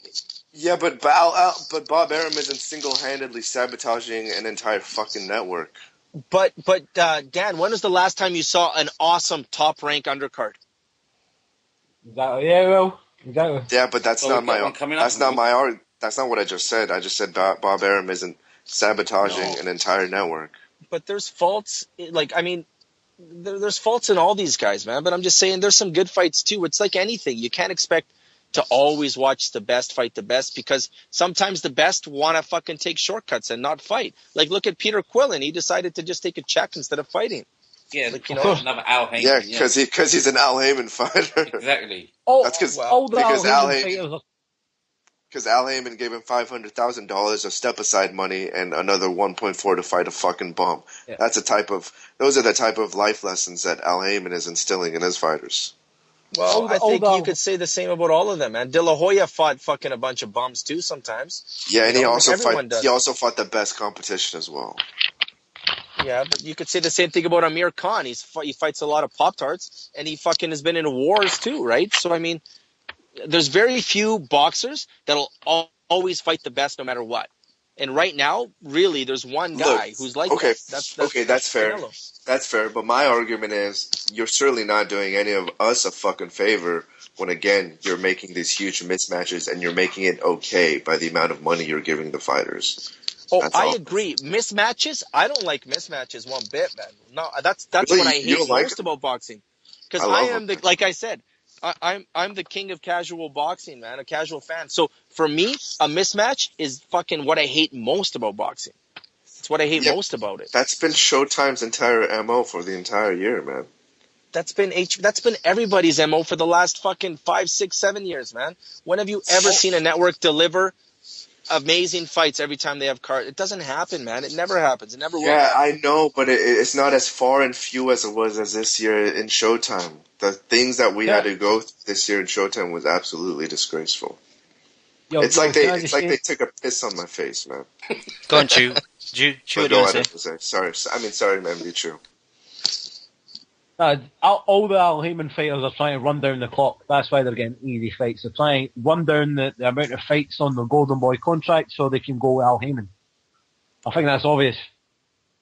I think whatever Richard Schaefer was doing when Oscar De La Hoya was away is pretty much to give all the Golden Boy fighters easy fights until they're with Al Heyman, and then he'll match them tough against Al Heyman fighters.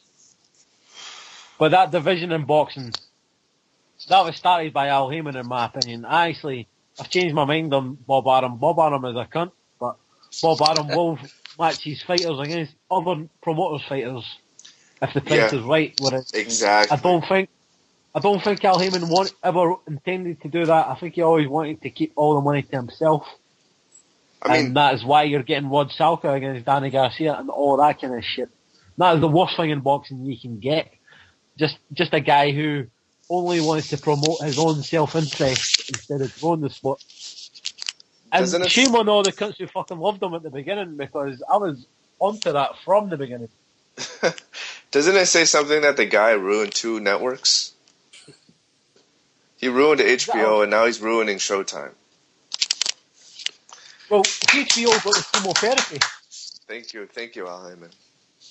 HBO got the chemotherapy. They got the cancer out. You know, they're in remission. HBO. Yeah, and Showtime's going to be left in the same. Showtime are fucking in the shit. Yeah, but you guys also got to remember, right now, like Bob Arum and fucking Heyman and all these other guys, really, they mean nothing to us. They're pieces of shit, like you guys say, right? They're the devil or they're this. The guy that we care about that owes us something is De La Hoya. Because he was one of our heroes, he was one of the best. So it's on De La Hoya to fucking always. That's why I think he always says that, right? He tries to produce the fights that the fans want, even though he's fucking drunk and whatever he is, what he's tweeting and shit. He actually wants that, I think, man. So I mean, it's on him to kind of change it. And, but out of the 3 Jose, he has the least amount of power and influence. Well, yes and no, man. He's the one that also has the most power with the fans. You know, he's the one that has the most power with fucking people in general, right? Yeah, but what does that have to do with making fights?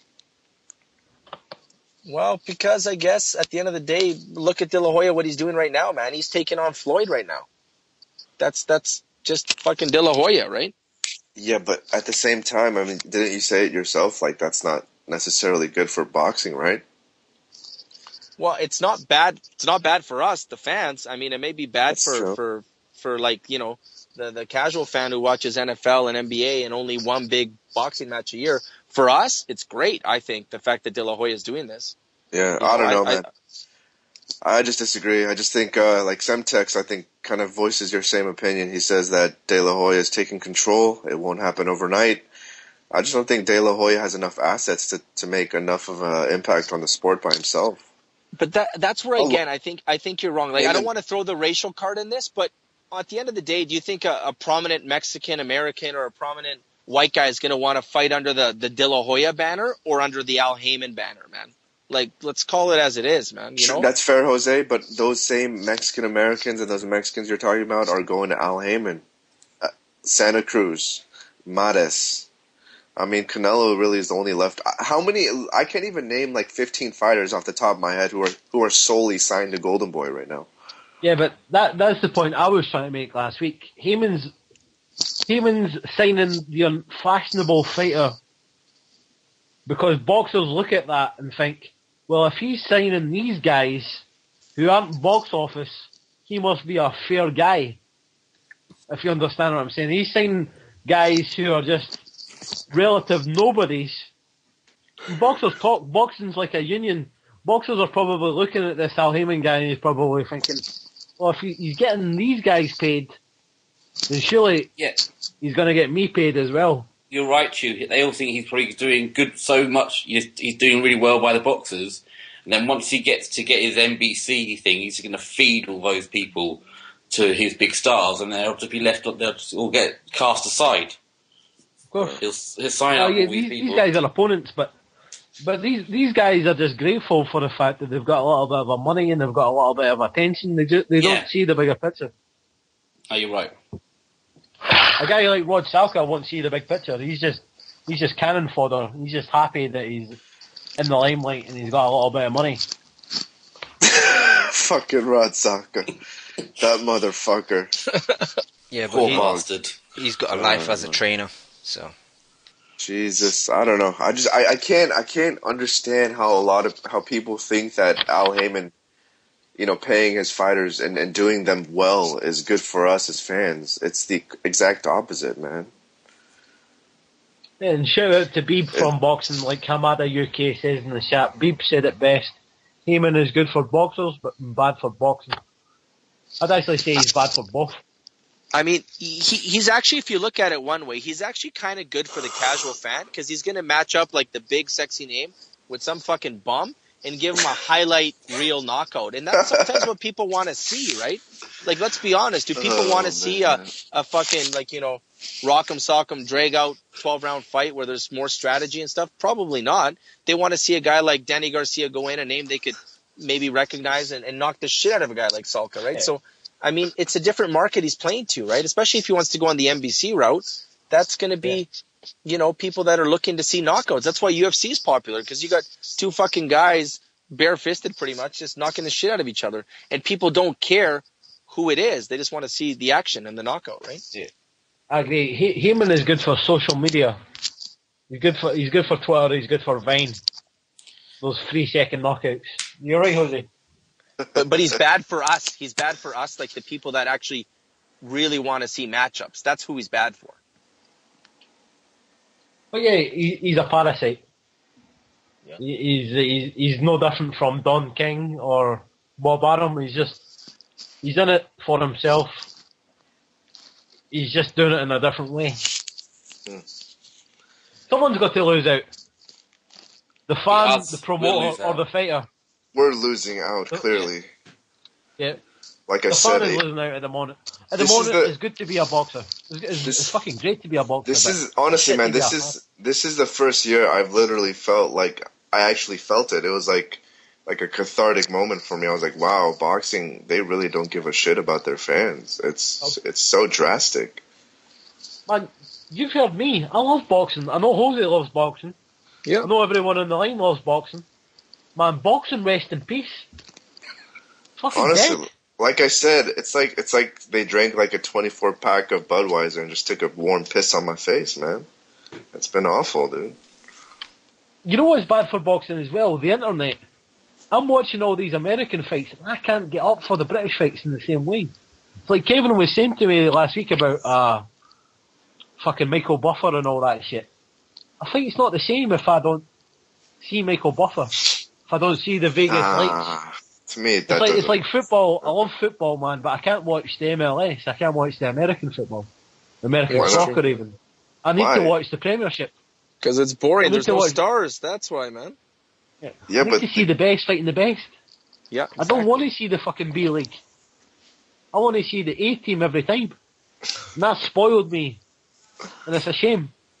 Things were better 10 years ago, man, but the internet's changed everything, man. There's not much money going into boxing like it was. It's all streaming, and I'm guilty as that as anyone. Yeah. So what's happened is I agree. There's no funds. There's no funds to see the fights we want to see. They need to change it, man. They need to change the monetary system of boxing as well. If even everybody who watched a stream paid £1 to watch a fight, you'd get a lot more good fights. Honestly. Those pay-per-view numbers should come off an asterisk. How many people watched it on fucking streaming? Probably more than what paid for the pay-per-view, man. But the thing is, I mean, the same could be said about the UFC. You know, in the UFC, they always pull consistent cards. Their live gate money is always better than boxing, even though their pay-per-view numbers may be less. Yeah, but I guarantee you that the UFC have got more people who stream it than is paying for it. Is that what you just said, yeah? No, I'm talking about their live gate numbers. You know, the past fight on Saturday, they pulled in like $2.2 million in live gate money. It was completely sold out. To me, what I'm saying as an American viewer is that to me, UFC, it still has like a community. It still has a very kind of palpable community. When I go out, I can see people who love UFC. With boxing, I don't. Like when I find another person who loves boxing, I'm absolutely shocked. And most of the times they're either Mexican or Hispanic. So look what boxing does to you. Look what boxing does to you. I used to love boxing, man. And now I fucking hate it. Honestly, I hate boxing. I fucking hate it, man. I'm abused. I'm like an abused spouse. I keep coming back to it. Man, but it treats me like shit. Hey, Chinaman in the chat That's that says, Floyd effect. Chinaman says, Daniel, as an Asian, you should be ashamed. Well, I don't know what to tell you, Chinaman. This year in boxing has been absolute dog shit. And the thing is, it's the Flomos, dude. The Flomos are just really getting to me. I'm sorry, man. Floyd Mayweather just fucking ruined the sport for me. And Al Heyman. Has to go. He needs to go.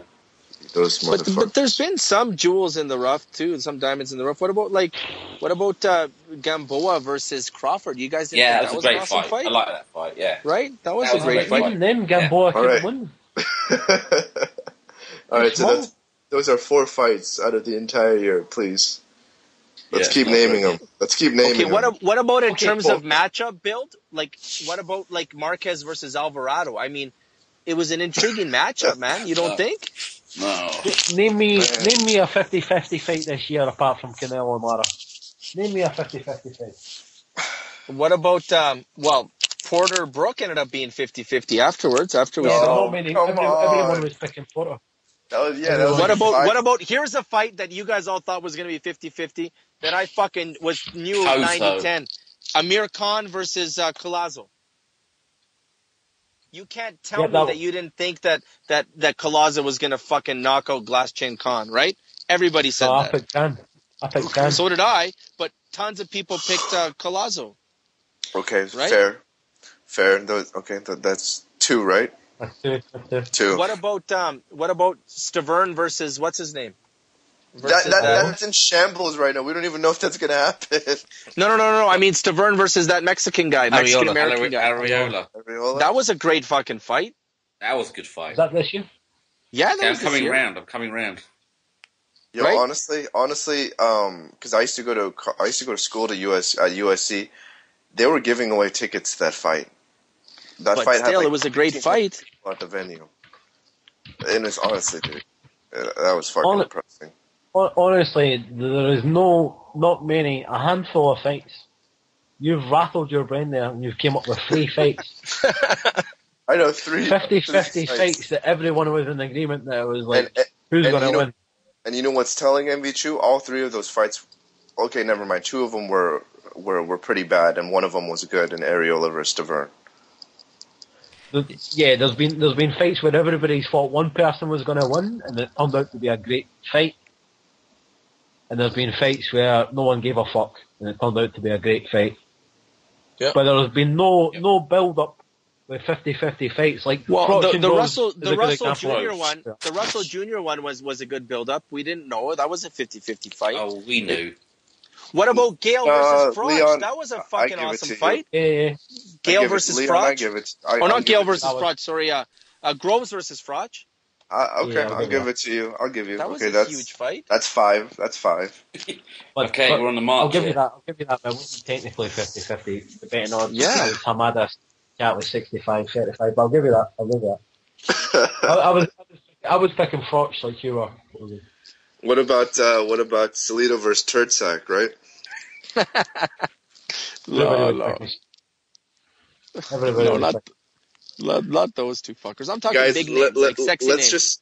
Let's just keep harping on how terrible this sport is. Let's keep going, guys. No. I don't think it's that bad because you know what? Like in any sport, usually, like you have very few matches where you see the best play the best. And in boxing, we have that maybe 8-10 times a year, man.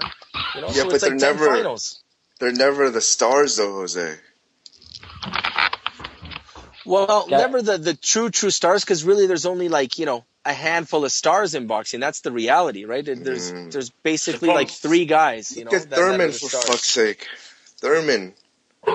That guy's not fighting anybody. He's on the fucking shelf. What if Thurman ends up being like Porter, man? That's fair, but I want to see it, Jose. Yeah, I want to find out.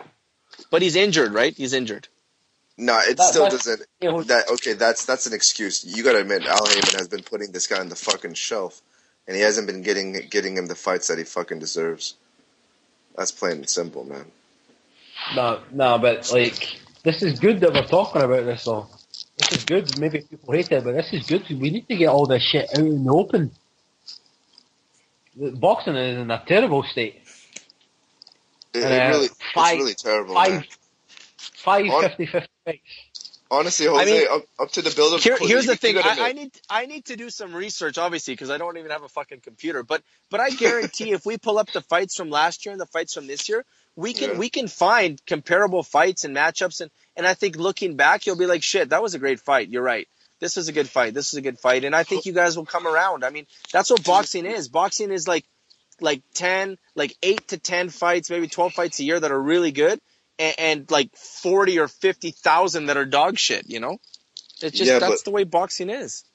But last year we didn't have such apparent mismatches that we had this year. Well, the only 2 fights that matched the hype was Lucas and Molina. But even that, MvChu, the build of the fight, no one was giving Molina a chance. That was a bad matchup. That was just Matisse. That was Matisse being who we now. I think Matisse is exposed as being a bum, man. Nah, he's not a bum. I know Chemo and Saudi Arabia. He's a bum, man. No, man. Matisse is a bomb, man. Let's call it as it is. If Matisse fights Broner, Broner's gonna fucking wipe the floor with that guy. Oh my God! No way! Out of here! Get out, guys, man! I can't wait. I can't Get the wait. fuck out of here! So what's the difference between that and Broner getting beat up by Madonna?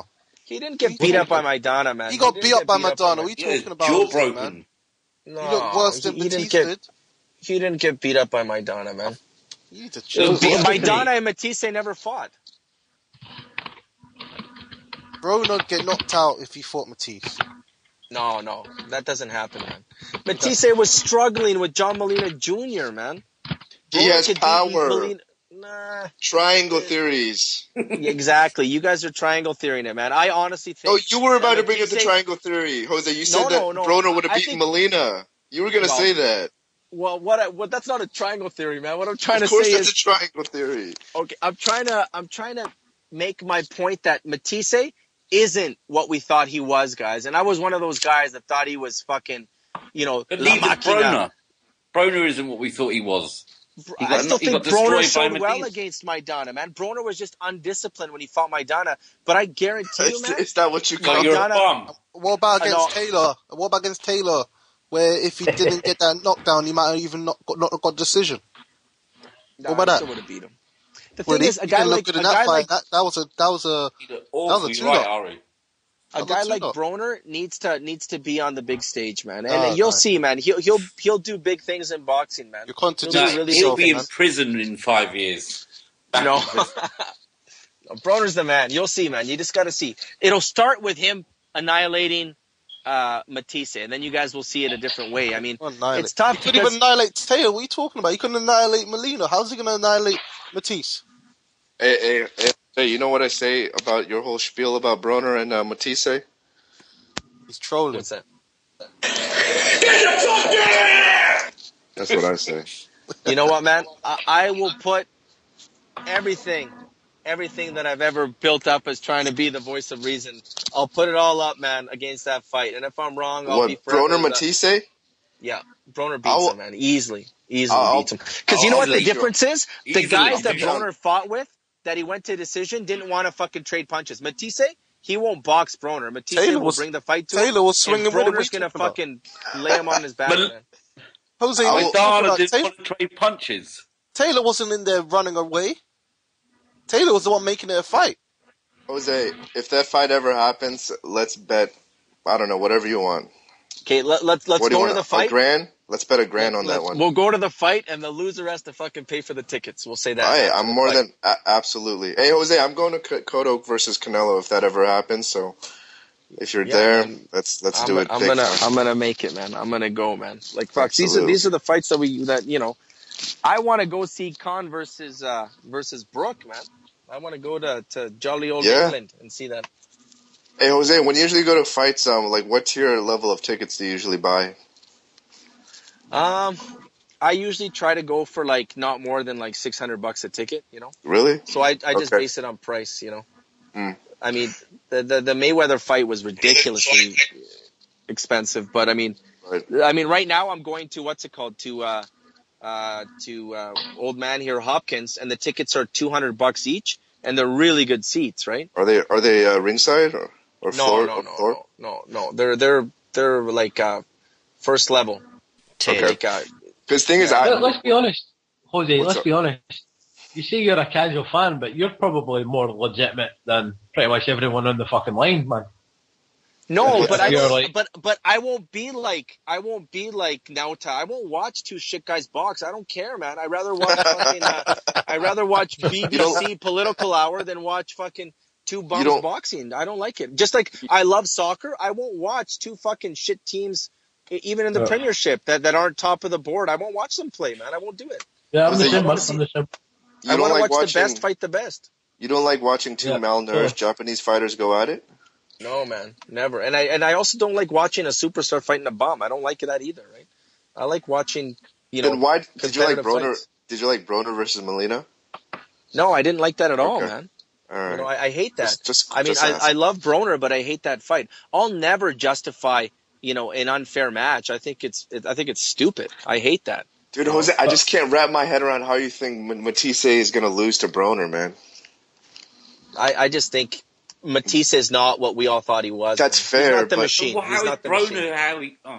No, let me ask you this: Has Matisse been exposed to the same level that Broner has been? I don't think Broner got exposed, man. I think he just got beat. Then why did Al Heyman put him in against Molina if he didn't feel like he was exposed? Well, because, man, he's trying to, give it to him easy, I guess. What can you say? But, I mean, I don't think Broner has a problem fighting anybody, man. I don't think he's a coward. I think he'd step into the ring with anybody.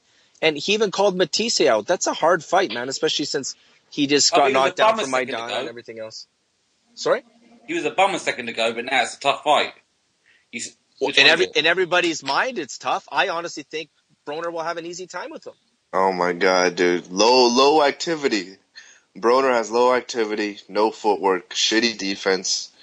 Yep. That's just a match made But in you know heaven. what Broner has, man? Broner has a good fucking punch and a solid chin. No, he doesn't. And Matisse doesn't have a good chin, man. Nah, Broner doesn't hit anywhere near as hard as Danny or Molina. Dude, you ask Maidana, like if you heard any of those reports, Maidana says that Broner hit a way ton harder than fucking Mayweather did, man. Yeah, that's fair. Mayweather's got glass hands. Also, the best punch that Broner landed against Maidana was at the end of the bell, after the bell. So. Yeah, but you know what? Maidana, he looked fucked up after that Broner fight, man. He looked fucked up. He looked like he was in massive pain, man. He looked concussed. Yeah. I just think Broner is better. It's funny because before everybody thought Broner was better than he was. Now I think, Broner is better than people actually think he is. Right now people think he's shittier than he is, right? So, he went life and death against Jermaine Taylor, man. Or not Jermaine Taylor, but Emmanuel Taylor. Who the fuck is Taylor, dude? He's a Friday night fighter, man. But there's so many boxers that we could say that about. Danny Garcia went fucking what's it called? Life and death with that fucking guy. That was like 9 fights ago, though, Jose. No, that was like 2 fights ago, man. Against who? Against that fucking Herrera. He's not a bum either, man. Herrera's not a bum. You're calling guys Herrera's a bum. Herrera's good, man. Herrera's like West Brom, man. Like, it doesn't count if you're not making the champions. Lim don't know who that is. But, so what's Provodnikov then? What's Provodnikov then? Because Herrera beat him. I think Provodnikov has been exposed too. I think Provodnikov's a Matisse, man. I think he was a hype job, I don't understand how you think Matisse got exposed. He had a couple problems and he still got the job done. Because he got not beat, but he got manhandled by Molina Jr., man. That wouldn't have happened to Provodnikov. That wouldn't have happened to Broner. I don't know. I don't know. You can't say it wouldn't happen to Broner. I don't know. You're blinking with this Broner stuff, man. Yeah. Broner didn't want to fight John Molina. Exactly. Yeah, exactly. Get knocked out. We don't know that, right? We don't know that. You guys just made a case that it's all on Heyman who does that, right? So, I think it's Heyman who manages that. I honestly think, they're going to fight. Broner's going to fight Matisse. Broner has to fight somebody to get back up there. This kid he wants too much money, man, and he's not going to make those money fights by fighting bums. He's got to step it up. Why are you so sure that he's going to fight Matisse, Jose? Because he needs to fight somebody with credibility. And he needs to win over the diehards before he can win over the casuals. And I think if he goes in and beats Matisse, he'll win over all the diehards again, man. Yeah, he won't beat Matisse. And Matisse's got power, and Broner doesn't like power. Well, we don't know, right? That's the beauty of boxing. A fight like that would make a shitty year of. Oh, you guys don't know. Come on. I know that one. Just Broner, like you guys knew that Bradley was going to beat Pacquiao, right? I've never seen Didn't beat Pacquiao. I've never seen exactly, but everyone thought he was going to beat him. I've never seen Matisse. I've never seen Broner slip a right hand before. Yeah. Well, that's the beauty of the fight, though, man. The beauty of the fight is that there's a lot that could happen in that fight, man. Broner doesn't like Ponce de Leon. He doesn't like Ponce de Leon's power. How is he going to like Matisse's? He ate a lot of Maidana's shots, man, and he was fine. He got knocked down, he got up. He wasn't fine. He ran out of the ring crying. He wouldn't even do the interview. He bitched out like a punk. Yeah, how can you say he was fine, man? Well, chill, man. You gotta remember, he got bottles of piss thrown at him. Exactly. When a guy like that everybody fucking hates ends up losing, man, it's fucking hard on you, man. It's a big ego shot. Man up, do your interview. Well, it was tough, man. You got to remember, these are guys that people want to see lose, and they get their energy from proving everybody wrong and being an antagonist, right? That's where they get it from, right? And sometimes it ends up not working out their way, man. And you're right, they don't know how to take their medicine, and they act like bitches. Floyd would have done the same thing if he would have lost to Maidana. Yeah, he would have ran away. He wouldn't have given interviews. Like, I said this on the Boxing Voice. It was fucked up, man. In Vegas, everybody cheering for Maidana. You can't hear it on the TV. It was like, ole, ole, the whole time. It was booing Floyd. Like, everybody fucking hates this guy, man. Everybody. and he still manages to win every time. You know. Yeah, the fact that he won't fight Pacquiao is probably the biggest reason. I wonder if that's a strategy. He's decided to make himself the villain, and probably the best way to make yourself the villain is to not give the number one contender the title shot. They used to do that. I hate to reference boxing, wrestling, but they used to do that on wrestling a lot as well. There would be like one guy that the crowd loved, and they would be like, "When is this guy going to get the title shot?" And the champion would never give him the title shot until fucking. Oh my god! Till the but last it's minute. true, you know, it's true. And he can't be Hulk Hogan, man. He's not white. You know what I mean? America won't love him. He can be Booker T though, right?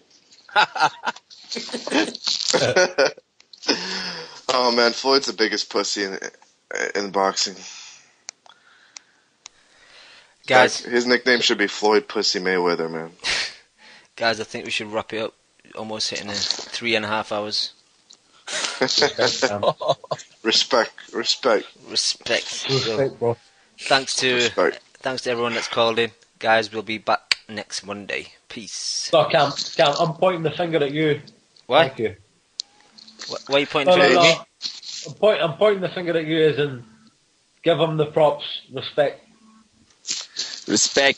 And guys, just remember, Canelo, he's not the hero that we deserve. Or what's that Batman quote? You get what I'm trying to say. Yeah. Basically, Canelo is the Dark Knight. So thank you, Canelo Alvarez, for saving our beautiful sport. Okay. Well.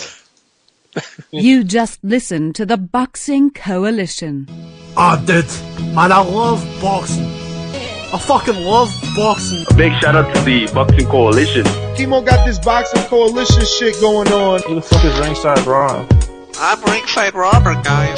If you're a casual fan, go fuck yourself, man. Daniel, don't take the backseat of the car while you're driving though. That could be dangerous. First time I hear the song, man, it was fucking badass. Vamos Argentina, la concha de su madre. I see the bomb in them. You can't come at the Lebanese prince. Hey, I'm the Arab prince, motherfucker, so I can talk whatever I want, yeah? I'm never surprised with anything Bob Arum says. I just hope he dies soon. Do you want to be entertained or you want to see the best fight? Both. Yeah, oh shit, you just want it all, don't you? Yeah, I do. Yeah, that's what casual fans want. Fuck you, man. You used all your bandwidth this month on the Boxing Coalition. That's what that was. Hey, come on, man. Don't be jealous, man. I'm jealous, man. I'm jealous. Fuck that shit. I'm jealous. How about you tell us what you weight for your final thoughts? My weight? Thank you for listening to the Boxing Coalition. We are live every Monday, 10 p.m. to 1 a.m. UK time, 5 p.m. to 8 p.m. Eastern.